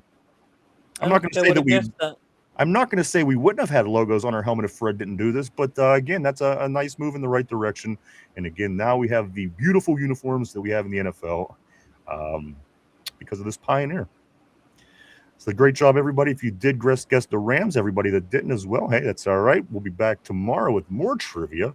Also, don't forget, we do have the membership now available, $1.99. It is not obligated. You're not obligated to be a member. You can do it on your own. You get all these free emoticons. I mean, it's $1.99. I'm sorry. You get all these emoticons. Also, they are correlated to the show. A shirtless Derpy, a Vanilla Thunder, a terrible towel, a shh. What else, Mike? Listen, brother, a Vanilla Thunder, a My Guy. Don't take that My Guy off of there. I hate that. Well, I will today. Is it on there still? Yeah, I haven't had a chance to grab it. I hate that thing. Go ahead. And that should be about it for the emotes. And you could use them all as liberally as you want here, and it's going to be awesome. And I think a lot of people were having fun with them. I certainly have fun with them whenever I'm on other things that I watch. So, guys, again, we're not going to plow you for it. If you want to do it, it's a lot of fun. Jump in, become a member, and also more perks along the way as we continue this program as well. So, again, Thank you for everybody who did get involved. Thank you for the spreading of the memberships. A lot of people on the board certainly were helping out today with doing that as well. Thank you, guys. Again, as this is something new we are messing around with. So, again, have some fun with it. It's a blast. Get in there and play with some of these emojis. And there's also 100 YouTube emojis that are also come along with that free that's of YouTube. So again, on top of what you have are the shows emojis and these 100 YouTube emojis as well. They kind of look something like this. You may have seen somewhere. Let me just grab this guy right here. This one kind of looks like Derpy. Let me grab this one. Looks like Derpy. Right here. Here we go. And as you can see, I'm putting one up right now. This is what I'm talking about when I talk about the YouTube emoticons. There you go. On You can poop. see, Okay, Ryan. and there it is. So you're the purple face crying. Purple face crying is what Derpy. So there you go, guys. Do join $1.99 a month. There's no commitment. You could cancel anytime, and again, it's month by month. So have some fun with it. We sure are as well. So as we are starting to get into the end of the show here, Mike, your thoughts today's show? I'm glad pads are on. I'm glad we're starting to ramp up in camp physicality of it. Who would have thought the safety position would still be looking at spots for that? But hey, maybe Spears-Jennings will be the answer at the safety position if one of these guys can't get healthy. The young rook's going to have to be pressed into service back there. But I'm happy we're in the pads now. We got football coming up. I want to see these guys in live action. I don't want to see Aaron Rodgers out there for 30 to 40 snaps per game in the preseason. I don't even want him out there for 30 to 40 snaps total in the preseason. Can we find a happy medium on this? Why does that have to be so extreme, Get him a drive and get him out. Get a drive and get him out. Get him out. Again, I can't possibly imagine him being in for 40 snaps, but at the end of the day, let's find a happy medium. One guy has him in no snaps. The other guy may have him in at 40 snaps. Yeah. We can find something in the middle there, the gray area. Exactly. I think would be all right. Yeah. Let's just keep it nice and easy, boys. We'll be back tomorrow. Tomorrow, the Tuesday installment of the show. We'll be back tomorrow to see real time what's going on at camp. St. Vincent College in Latrobe. Wednesday, the guys are off. No camp on Wednesday. Thursday, Derpy will be down at Ground Zero. Friday, we'll be camping. And Friday, of course, Saturday Night Lights to wrap up the week. And then next week, guys, we do have a game against the Packers, which is only 10 days from right now. So if you want to start counting it down, guys, less than a pay period. If you're paying attention, if you're keeping track, guys, 10 days away from the Green Bay Packers in town at Acrisure Stadium to play against our Pittsburgh Steelers. I know that everybody's excited. I know that pads went on today at camp. Everyone was excited about that. So a lot going on. We'll continue to stay on top of everything that is going on with the Steelers all the way up until tomorrow and then through the live time and get into all that tomorrow as this week does go along. I do want to say thank you so much for everybody that did jump in on the memberships, guys. You were awesome. We couldn't thank you enough. Also, I do want to say thank you to Derpy for your division segment. I know that you work hard on that, and good idea. As my friend, I do want to say thank you, and thank you for being here and doing that with us. We'll be here tomorrow to start the AFC divisions tomorrow with Derpy. And Mike, I do want to say thank you to you as well for all the work that you did put in this weekend with this membership and stuff of that nature. Mike put a lot of time in creating some of the icons and different things like this. So thank you to you, my friend. You're welcome. Do lots of work for this show, and I want to make sure that I have at least expressed my appreciation. Mike is smacking his pads. You can still hear. I'm fired up, man. Let me grab a couple more of these Put me messages. in, coach. I'm ready to play today. Let's grab a couple more messages here. We're going to start wrapping it up. I should have known the Rams by their strong RB names.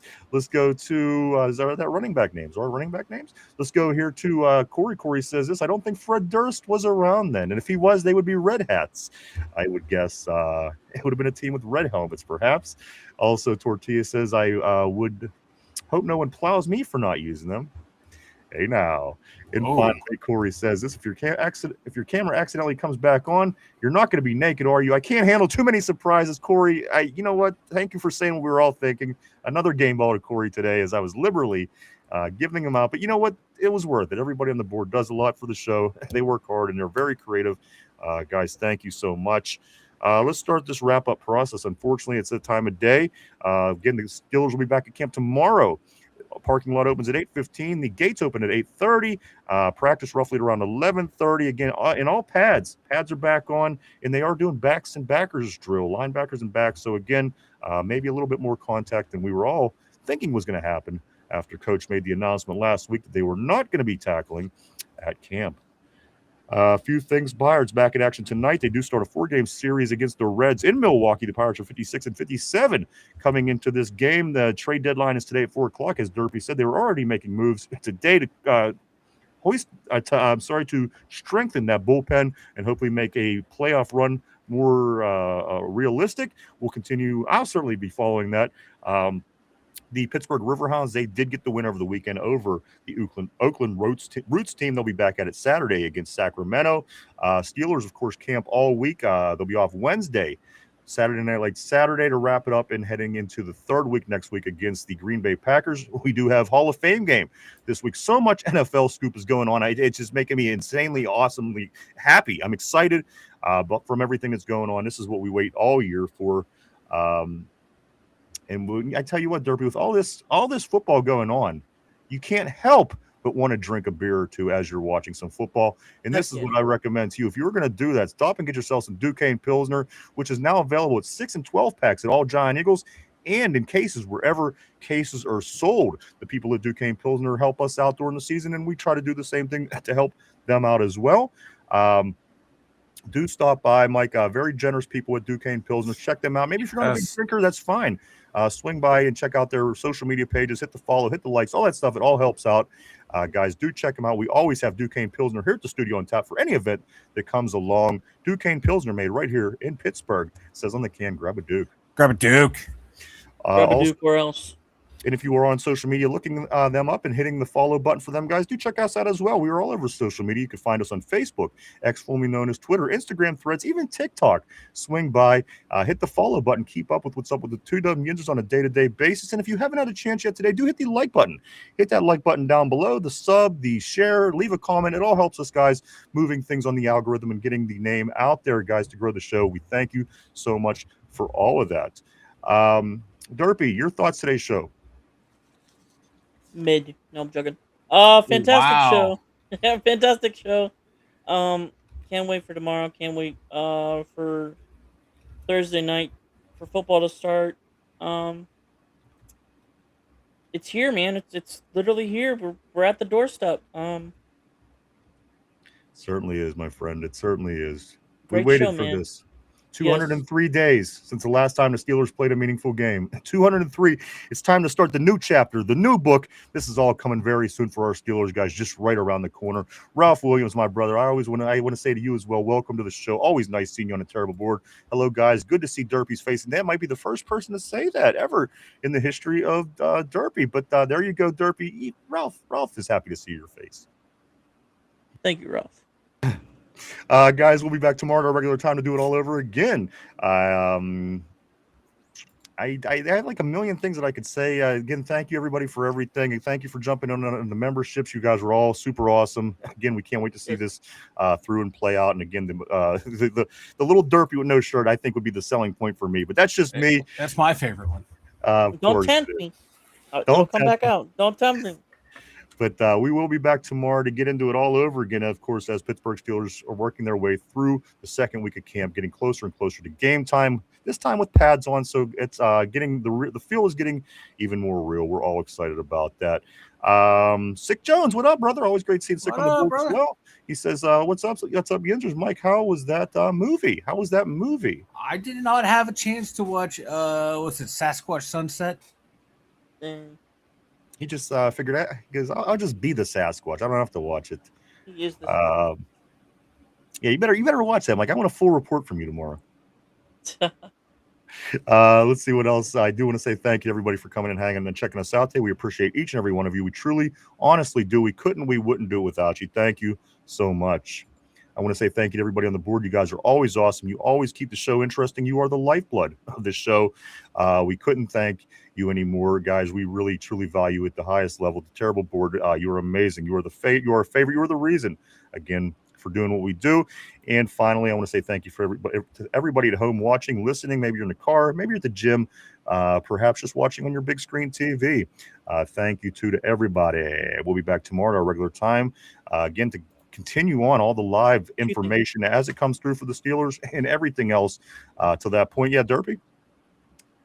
First thing, why does Mike in that picture look like an ex-military vet divorced dad? Don't ask questions you don't want answers. Don't ask questions you don't want answers to. I thought he looked like the I can't Happy wait for Pierre. the cripple fight on Thursday night. The what? The crippled fight on Thursday night. What's a crippled fight on Thursday night? The Hall of Fame game? The Hall of Fame game. Yeah. Uh, I didn't sick, and I knew, and that's why I tried to dump that all off on Mike. I didn't, but I will check that out today. I might have some spare I time. just don't know why they chose those two teams. But sick, great Probably seeing you, 'cause they brother. suck. But that's about it, everybody. We'll be back tomorrow to get back into it. We hope everybody had a good time. We certainly had a good time. We hope to see everybody back tomorrow. Again, lots going on, so do not miss as we continue to dive into everything Pittsburgh Steelers heading into this season, guys. So much happening, so much still to come. And you know what? Right now, it's feeling really good as well. A lot of questions, a lot of concerns, perhaps just kind of not there this year. So we'll see how this all plays out. Tyrone, good show, you bastards. We appreciate you as always, Ty. You are the GOAT in my eyes, man. That's never going to change. I thank you for that. Again, we'll be back tomorrow with everything as it happens. Here for the two dumb Yinzers, I'm going to come around the horn one more time, see if Mike and Derpy has anything, and we are going to take off. Derpy, anything before we roll? Oh yeah. Last night I didn't have my show. Obviously, I'm talking about my Average Boys. Make sure you check them out on me on every Sunday night at 9. But tonight I'll be on doing a movie review for Spider-Man: Brand New Day. So check that out on the channel tonight. Did you see He-Man? I did. Did you? I want to see. No, but I want to. You got Prime? Yeah, I got Prime. And the thing about on He-Man, there, dude. it's nostalgic. Like, I have to see this. Like, I'm not in the on there, movies. dude. It's good. I used to work with a lady that had He-Man's haircut, and we used to tell That's fun. her. We used to actually tell her. And there we go. Yeah, there you go with Aaron J. carrying that flag forward as always. Tyrone, you are the real deal, man. You are the real one. Mike, anything with you before we take off for today? Oh no, man. Thank you all for watching us. Thank you for everyone who bought memberships today. We really appreciate it. Somber, the real MVP, buying like $5,000 worth of memberships. It felt like thank you, brother. Thank you everyone for just tuning in, man. We love this. I can't wait to see you all tomorrow. Yes, thank you so much, guys. I know you love the Steelers as much as we do. We'll be back tomorrow to get into everything Pittsburgh Steelers, getting ready to get this season started. The pads are popping, baby. We'll be back tomorrow at our regular time. For anything else, Derby, you good? Yeah, I'm good. Mike, you good? Mike's already going. I'm good. I'm sorry, I was fumbling with the pads. He was already in the cafeteria. That picture looks like he's pooping. I'm sorry. You know what? Maybe. But thank you so much, everybody. Again, we hope to see you tomorrow. Thank you for everything. I hope I'm not forgetting anybody. If I am, I apologize. We'll be back tomorrow. Hope to see everybody then. For Derpy, for Finch, for Chop, for RB, for Mike, myself, the two dumb Yinzers. Have a great Monday. Enjoy yourself. Stay safe. And we'll see everybody tomorrow. Peace and love. Peace and love. Peace and love. Bye-bye.